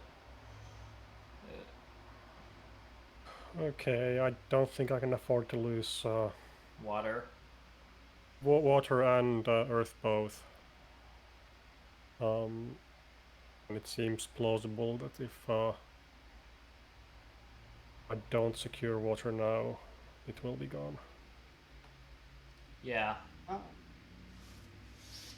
Well, I'd be advancing to 7, and I'm not fighting for network, so a temple for water 3 at that point for an 8-point swing against you, and 4 points to the table isn't terrible when it doesn't affect air 1, or, like, a temple for me in this round is not terrible. So I think that would be the dream, that you would need those priests. I send a priest to water, and then consider a 3-step. But I just don't see needing the priests. Maybe this will come back to haunt me in a bit, but my feeling is that I'll just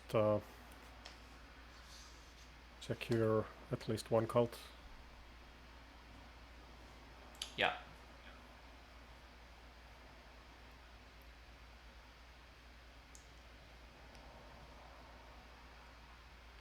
So this whole sequence seemed pretty good for me and kind of rough for other people.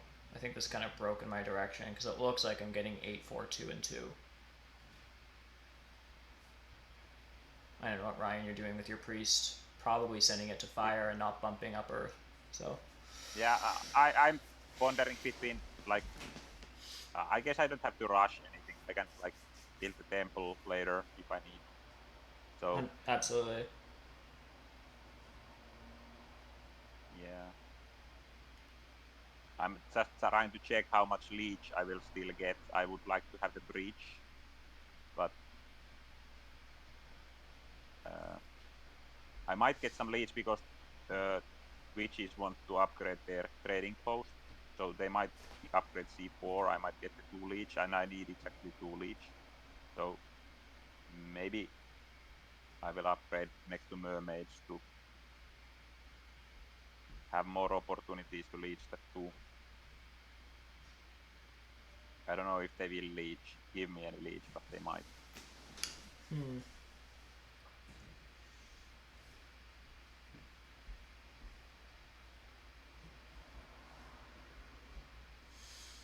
All right. You don't want to like secure your town spot with the workers you have first, or? What do you mean? Like your stronghold is 3, and then you need 2 for the bridge, or you want the leech. I want the leech, but I can still get the stronghold if I need, because I can use a priest. The priest is not much value for me, I think. I mean, is there some value in your sending your priest to fire, Xevoc, considering you have that cult bump? But if Juho uses his bump on fire, I will. Well, I have the cult bump, so yeah. So there might be some value. Yes, that's true. Like the priest to fire seems more interesting because of that cult bump. Like. Yeah, but I might actually want to use the priest as a worker as well. Yeah. Like, so I don't know that yet. So that's why I'm not sending the priest. It seems viable to use it as a worker too.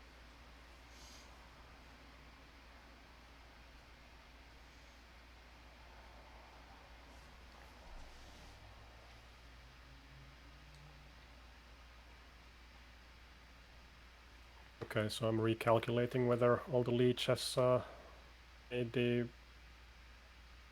build 3 more dwellings more viable. We'll have the workers. Probably no longer have the digs.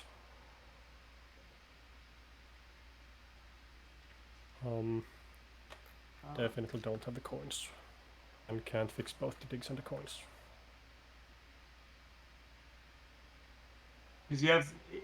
Are you planning on upgrading shipping? I mean, that's one option. Don't really have the money for it, but I mean that's fixable. You still have a town coming in. I know, but it's well, like the default assumption I think is the 11 VP town. Is the shipping towns 4 points plus 4 points for the shipping, which is 8? And then if you use one of your digs on F5, you can build G5. And that. And so the thing is, if I need to build just 2 more towns, dwellings, then that's not a problem. There's plenty of places to do it. So yeah, A11, B2, B6, 8, 13. It's the third dwelling that's the... Yeah, and yeah, for the third dwelling, it would have to be a ship upgrade. And then I don't think I can afford to build the 3 dwellings, 2 TPs. And a temple. And a ship upgrade? Yeah, and the ship upgrade would be coming from the town because... right. I would also need the priest, so you need 17 coins without your town, so you're like 5 coins short of that whole sequence, if I'm not mistaken. Seems about right. So it's not really plausible. Maybe just taking the priest action would...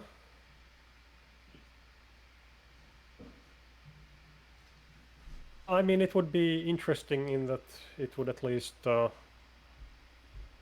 give me more options on the cults. I think I need the digs, but what I'm doing is building 1 TP and 2 dwellings. I'm kind of fine with my money as is. Need to save the power for that. Yeah, I think the priest is actually a good idea. Let's do that. Oh, hang on. Does anybody have a town coming up? Xevoc does not yet have a 7 power for the... Oh, so...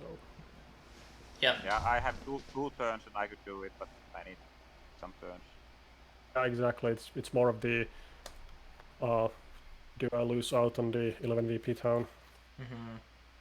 Yeah, I'm thinking of... Because I'm not getting the leads quickly enough, I'm thinking of taking the cult temple just to get the 3 spot power. That's a nice way of threatening me. Give me leech or else. Right. Yeah. What do you need the power for? Xevoc? Oh, you want the power for the bridge? Oh, so a temple gives you power for a bridge as opposed to going workers. Yeah, but then there is of course the risk that the Weber will take the bridge. But I guess I can then take the worker action and still do the bridge. But yeah. I guess I can delay this decision a little bit by placing the stronghold down.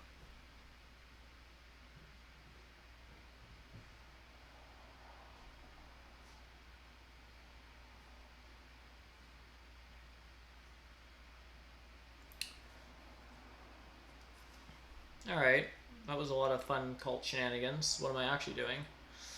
I'm upgrading a ship once, and then I'm left with a priest, and 2 workers, and 3 coins and 6 power, which seems a whole lot like a dig upgrade, which is better than a trading post.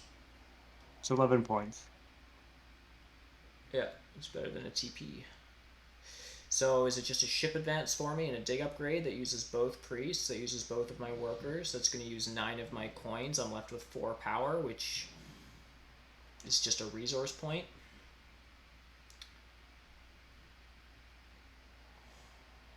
Probably. I think that's probably my best point conversion here. I think there's no pressure for my priest yet. I'll wait. I'll wait to see what plays out. I'll just build a dwelling.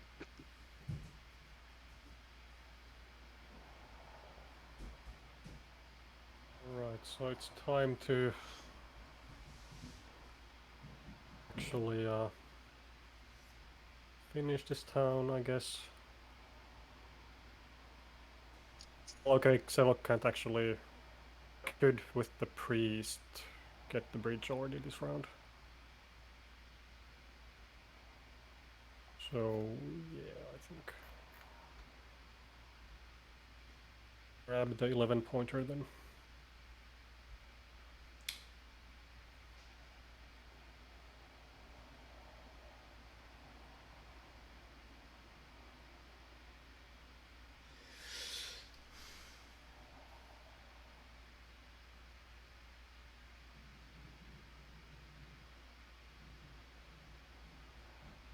Yeah, I'm still in the same annoying situation where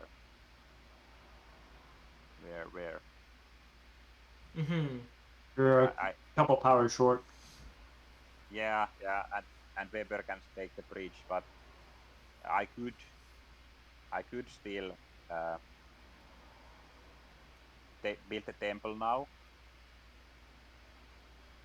I guess. Which I guess if it's just a resource point and I knew what place you were relative to me, it would probably be worth it for me to lose a point. Or in other words, give a point to Ryan and Dark, you know. It's... I know. But you'd have to put, doing that you take Earth 3, you have to put your priest to fire and bump on fire to get the power to the bridge, no? Yeah, I know. Exactly. Yeah. So it's like, well, is that worth it, or is it just build your town and then maybe you could use that priest for... he wouldn't have to use the priest to fire or the cult bump because he'd burn a power down, and so to give himself 4 coins.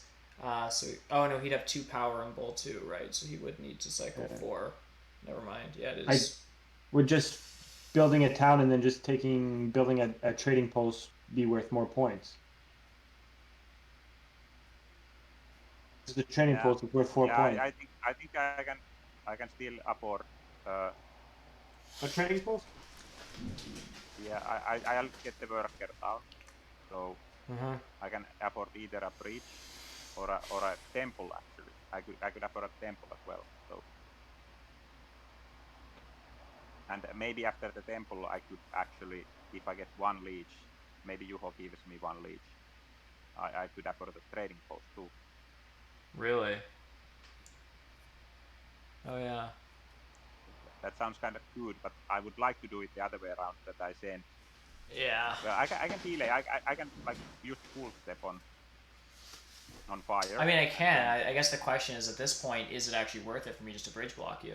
Like, I'm just upgrading digs and passing. I'm not necessarily even wanting the bridge. Because, yes. Right. You're fine using your backup route. I guess I need to delay a little bit. I'll take the fire step and see what happens. Probably only makes sense for me to bridge block you if I know it's going to knock out a town. It's not worth it for me to make your points slightly less optimal and lose me a resource point. Like, I'd have to do a ton of math to figure out if that was actually worth it or not based on our placing order. But in a live game, like, I'll knock out a town for a resource point, but I'm not going to, like, lose you a couple points in efficiency for, or whatever that's worth. I guess it's probably worth more than that for you, but, anyhow, I'll just, this has got to be the best points for me. Even if you just town up right now, then you can build a temple after, no? Yes, I can, yes. And a temple... is the bridge... I think a bridge is maybe actually worse. How is a bridge worse than 2 workers? Because you're just going to be short because he needs those coins. Because those 3 coins he's spending for the bridge, he could use it to build a temple and a trading post, which he's getting those workers anyway. No, or... But I guess threatening to steal fire cult is as well. The cult points. Because now maybe Juho would send a priest there, or you full step there or something. I don't know. Yeah, I mean it's definitely a tempting place for these extra priests. So what I'm thinking of right now is mainly like this is why I slowed played to make these decisions as late as possible. So I think right now I'm just deciding on whether to do the ship upgrade or not. Well, I need 8 money total for the rest of the round if I do it, which is not a problem. The alternative, I guess, would be a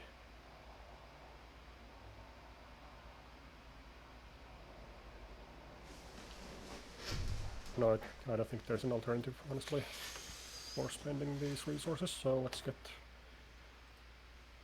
a ship upgrade. Like, would you have wanted to use your like water 2 to like maybe move up on Earth, knowing that Xevoc is maybe going to try to steal it? I mean, there's no point in doing it because he can do the temple at any time.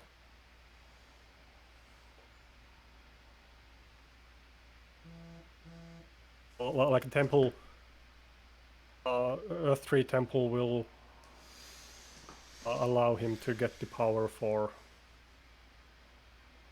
the bridge, right? Yeah, yes, but there is just the concern of like Weber stealing the bridge. So yeah. that is the concern I have. But now I can take the bridge, and he has the temple on the Earth. Yeah, I can now temple on the Earth now because I have. Yeah, okay. My feeling was that the concern about the bridge being taken was slow, and what Aaron said about not wanting to count it out. That's it for me, so I just passed. Yeah, me too. Got nothing left to do, so good game. GG.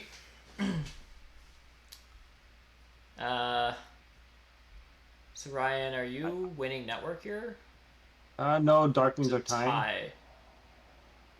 So I guess you're for me 107. I guess for me the stealing Earth is best, and then building a bridge with the power action that is not taken for 3 points. I think that's really clearly the best line. You should have taken that power action, the bridge. Aaron Weber, you mean? Yeah, I'm just joking. But it's 1 point from him and 3 points to me, so it depends on the points. Still, if I would have gotten the leech, then I think Temple and Trading Post would be 1 point better than this line, but I didn't get the leech, so now I have to settle with 1 less point.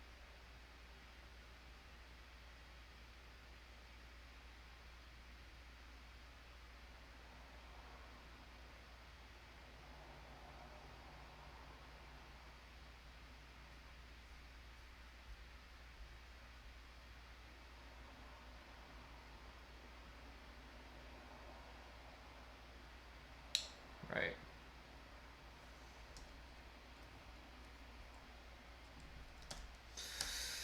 So looks like you're 136 here, Ryan. I haven't done the math. We'll let the viewers enjoy the suspense of. I won't ruin it for the viewers here. I use Spotlight to do calcs, and it's just like right in front of their face, so I won't do that. You're calculating the final scores? Oh yeah, I'm always doing that on the stream. I just use Apple's Spotlight as like a quick calculator right in front of the game board. Okay. So they know the results? They know that you're at 130 something. I've already forgotten what it was, and I'm 124 or 6 or something.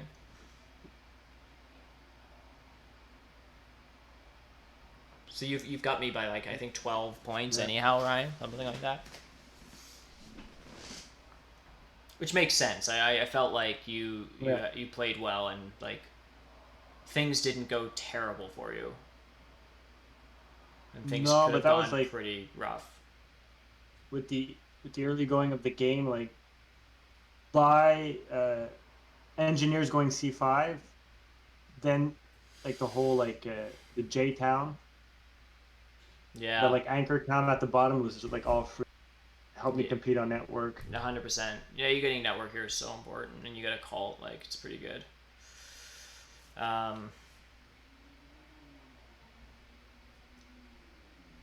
Overall, it was a really fun game. This was a lot of fun. Yeah. It didn't feel like 3 hours and a half, but yeah, I feel like I missed a lot of the passing tiles in the end. Like I didn't get any on the last 2 rounds. That was a bit bad. Yeah. So I suspect I would have been happier missing the TP passing turn actually.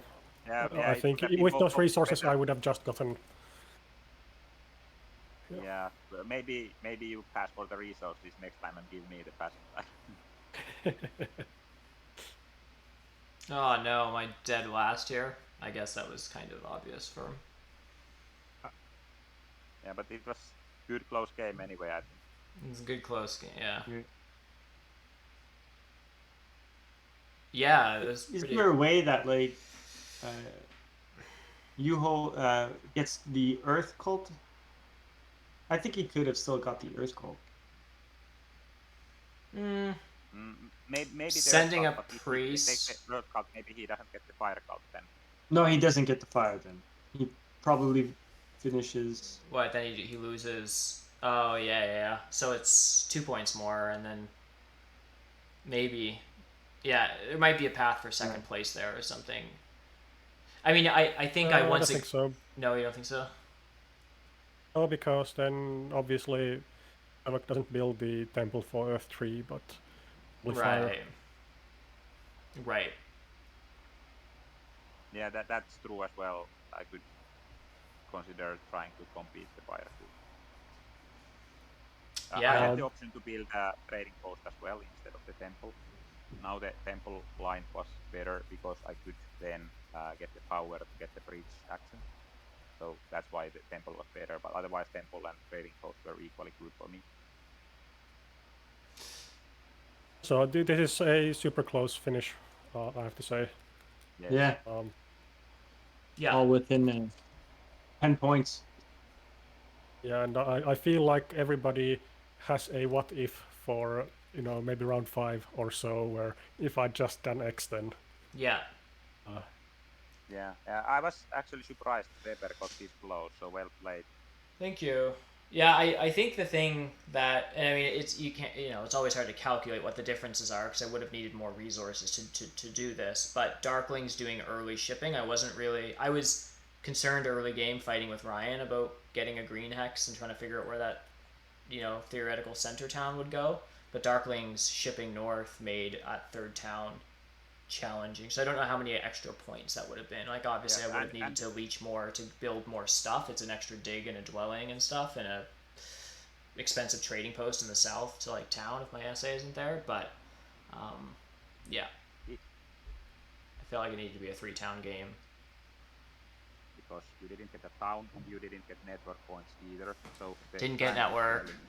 I didn't smash cults. I ended up getting away with some decent cheap. Like I spent like what 3? I got both 8-pointers, I guess, which was nice, and 3 priests. Yeah. But so I got decent points on cults, and that was kind of a nice break. But 2 towns, no network.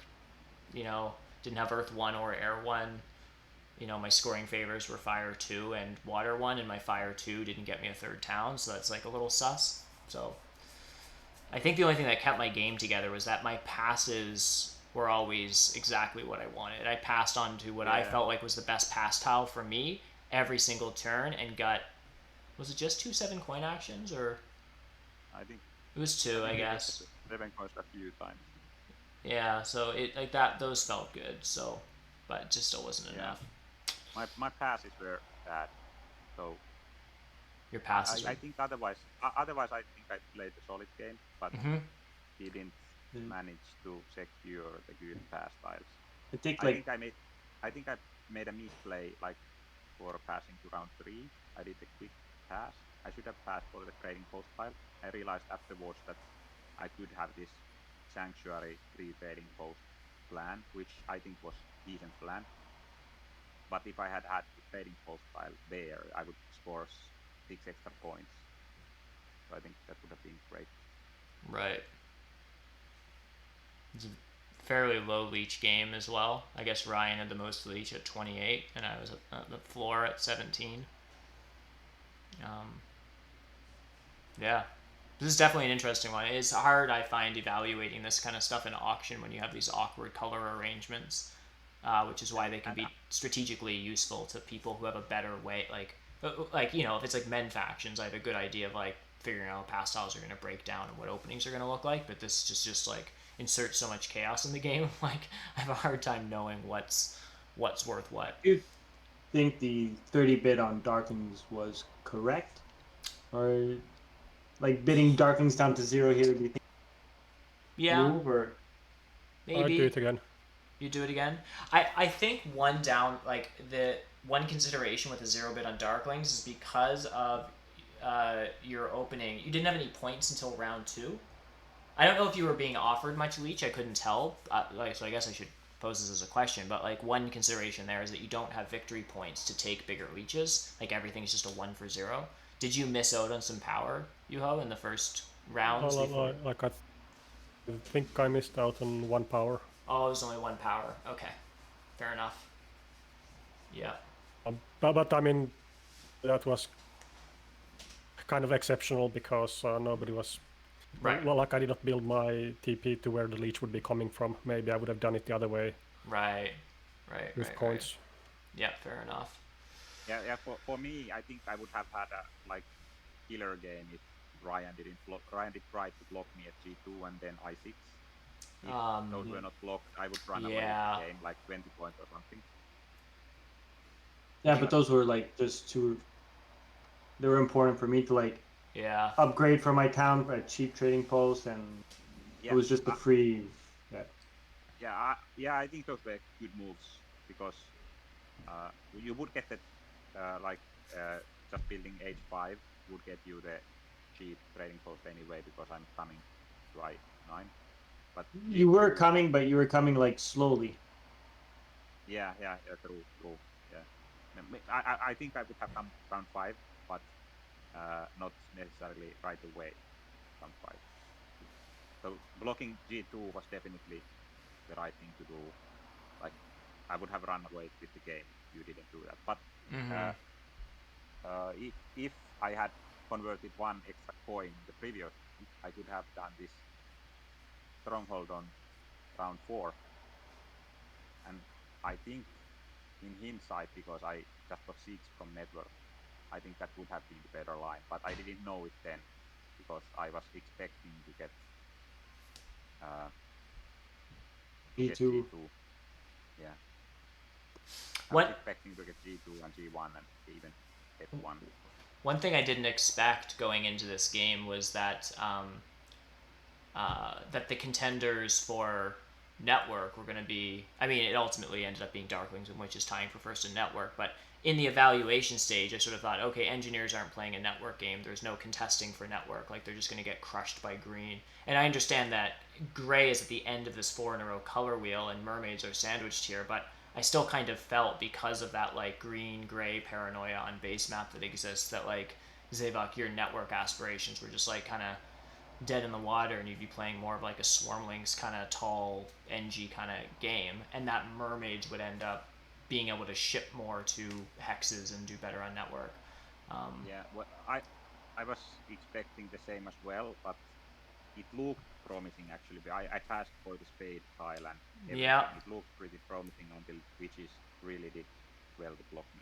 Because it felt like you also got caught out of spades a bunch of times. Like you had the power for it, but the spades weren't there. There's a couple times where you could have spent your power in single spade, but you didn't want to. Like it seemed rough going there for a while. So to see you like at the end of the game, just like I didn't have a path to beat you on network. It was like, how did I let this happen? Like you seemed to be off to a slow start, so few structures.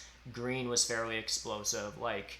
And then I wasn't able to make a network play at the end of the game. I was just too slow to some key hexes, I guess. Yeah, anyhow. Interesting stuff. Anyone in chat, just as we wrap things up, chat's been quite quiet, I've got to say, throughout this. I know there's been a lot of people watching the MSO stuff that's been happening today. I'm sure anyone who's on the stream is probably going to be jumping over to that. So chat has been a little bit quieter, but I did just want to throw it over to chat for a sec to see if, as we're wrapping things up, if you have any questions for any of us around the table, like any of these guys, any questions about what, certain moves that they did or anything like that, now's sort of your time to do it, as we're probably wrapping things up shortly. So just back to you guys. Do you have any sort of final closing thoughts or things you wanted to unpack quickly about the game before we wrap things up? One cool thing about this game, I don't know how often engineers start from C5. I think that's not the standard way of playing engineers against green. I think this was a nice game showing how the game turns out if engineers start from there. Yeah. You don't see that every time. So in that sense, I really wanted to start there as well, because it's not the standard way of playing engineers. No, but if you start F6, like, I don't see that as 100% viable as well. I think it's just hurting both of us. Yeah, but looking back, like, I didn't score much from network. So looking back, maybe F6 might have been good, but I don't know. I was expecting to score network actually here. So I mean, the thing is if Black wasn't in the game, and let's say it wasn't Darklings, but it was Cultists in otherwise the same color wheel, would have you gone F6 with just sort of the hopes of like being able to double dig G6 at your leisure, get to H6, and possibly make a play for connection by making the sort of fishhook down that Witches did here? Not sure. Like. I mean, I don't think the Darklings being in the game mattered for that. Oh, okay. Because I thought that was the main reason behind C5, because it's like, well, with Witches on E9, there's no way through that way. And if Darklings are in the game and they start on G5, they can just first action single dig G6. You can't go south either, so it has to be C5. I think it's just so inefficient to dig through the fishhook line. Yeah. Too much digs. If you do that, you lose the network usually anyway. I see. So, you can play with F6, but then you basically give up network right away. Right. Or maybe you don't. Maybe if you otherwise manage a great game to secure every free gray on the map, maybe you can strand one dwelling there and still be competitive in network. Maybe that's possible. Here, Witches could have done the dwelling spree opening if. Yes. Yeah. Well, I don't know. It was tricky for Witches because the mermaids could have stolen C4, so they couldn't really start E9. I think that's what we discussed in the beginning. For sure. Really tricky. I think the dream with Witches, and correct me if I'm wrong here, but is that Witches start F4, E9, and NG still just parks himself at F6, because that's what NG does, and people are so used to that. Because at that point, they would start I see the point, right? They'd have to start C4, and then NG would dig E9. Yeah, we're getting back to the whole setup. That's why that was so complicated. There's no easy way for them to D-rush. Yes. And never mind. If you want to go to the dwelling spree start, there is a risk that mermaids will take C4, and then your game is over. Right. So, I think it was the best opening for Witches, and maybe the bid was generous for them with this opening, but you don't know those auctions, so it's really hard to evaluate how good Witches are because you are not sure where the engineers will start. Right. Yeah, fair enough. But I mean, if you think that Witches with a stronghold opening were strong, then you should be evaluating on them not taking the spade tile. I think then you assume they're going to take the stronghold scoring. Right. Makes also engineers better. Yeah, I thought about taking the stronghold scoring at the start, but I was like, just like the shovel and putting pressure to get to G6 first. Yeah. I think it was more important for me than getting those extra 4 points into 2 workers. Yeah, I agree that like there was like risk of losing GC, and if you lose GC, then it's like where do I build my town? I guess yeah. And your well, network you becomes can. 3 ship, right? Yeah. There was some very like finicky, nuanced decisions back and forth between the two of you guys, Juho and Ryan, early on, trying to negotiate those hexes, and it was down to very sequenced of moves. You know, if you remember that conversation, if I put my spades here, Yeah, I was just trying to stay quiet and like, oh, hope upgrade ship.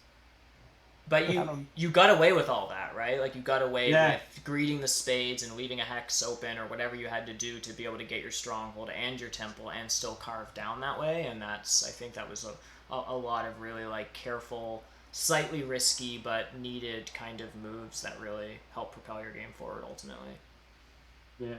Yeah. Very cool. I mean, I think I was happier going north anyway. Yep. Yep. Yeah, absolutely. And by going north, it just gave me like some free power, like during the whole game. Like it gave me neighbors. Yeah. Yeah, for sure. Oh, cool. Well, this is a real pleasure doing this game with you guys. I really, really appreciate you taking the time to do it.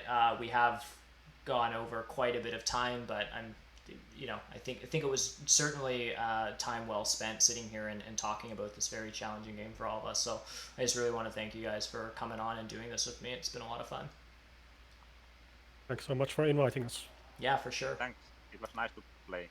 Absolutely. Thank you again for having me. Of course. And if any of you guys are interested in coming on again, always reach out. Love to have you on again. So thanks so much. Just quickly before we wrap things up, chat, I just want to go over the next Open Table stream. I'll soon announce the ones coming after next week. I've got a bunch of people who are lined up to play, but we just haven't sort of negotiated dates and put the final tables together. We've got Fulma Katone, Ninja97, and Jesse G coming on. It's going to be next Saturday. So a week from today, again, the stream's on Saturday. It's going to be at noon Eastern, so please tune in for that. And I think that's it for now, folks. Again, thanks so much for staying with us so long. I realize the stream went on for quite a while, but yeah, I really appreciate everyone just hanging out and chat and stuff like that. So I'm going to wrap things up here. Please check out the MSO. There's lots of games going on and some streams happening and all that kind of cool stuff. So be sure to check that out. Thanks so much, everyone. We'll see you on the next one. And bye for now.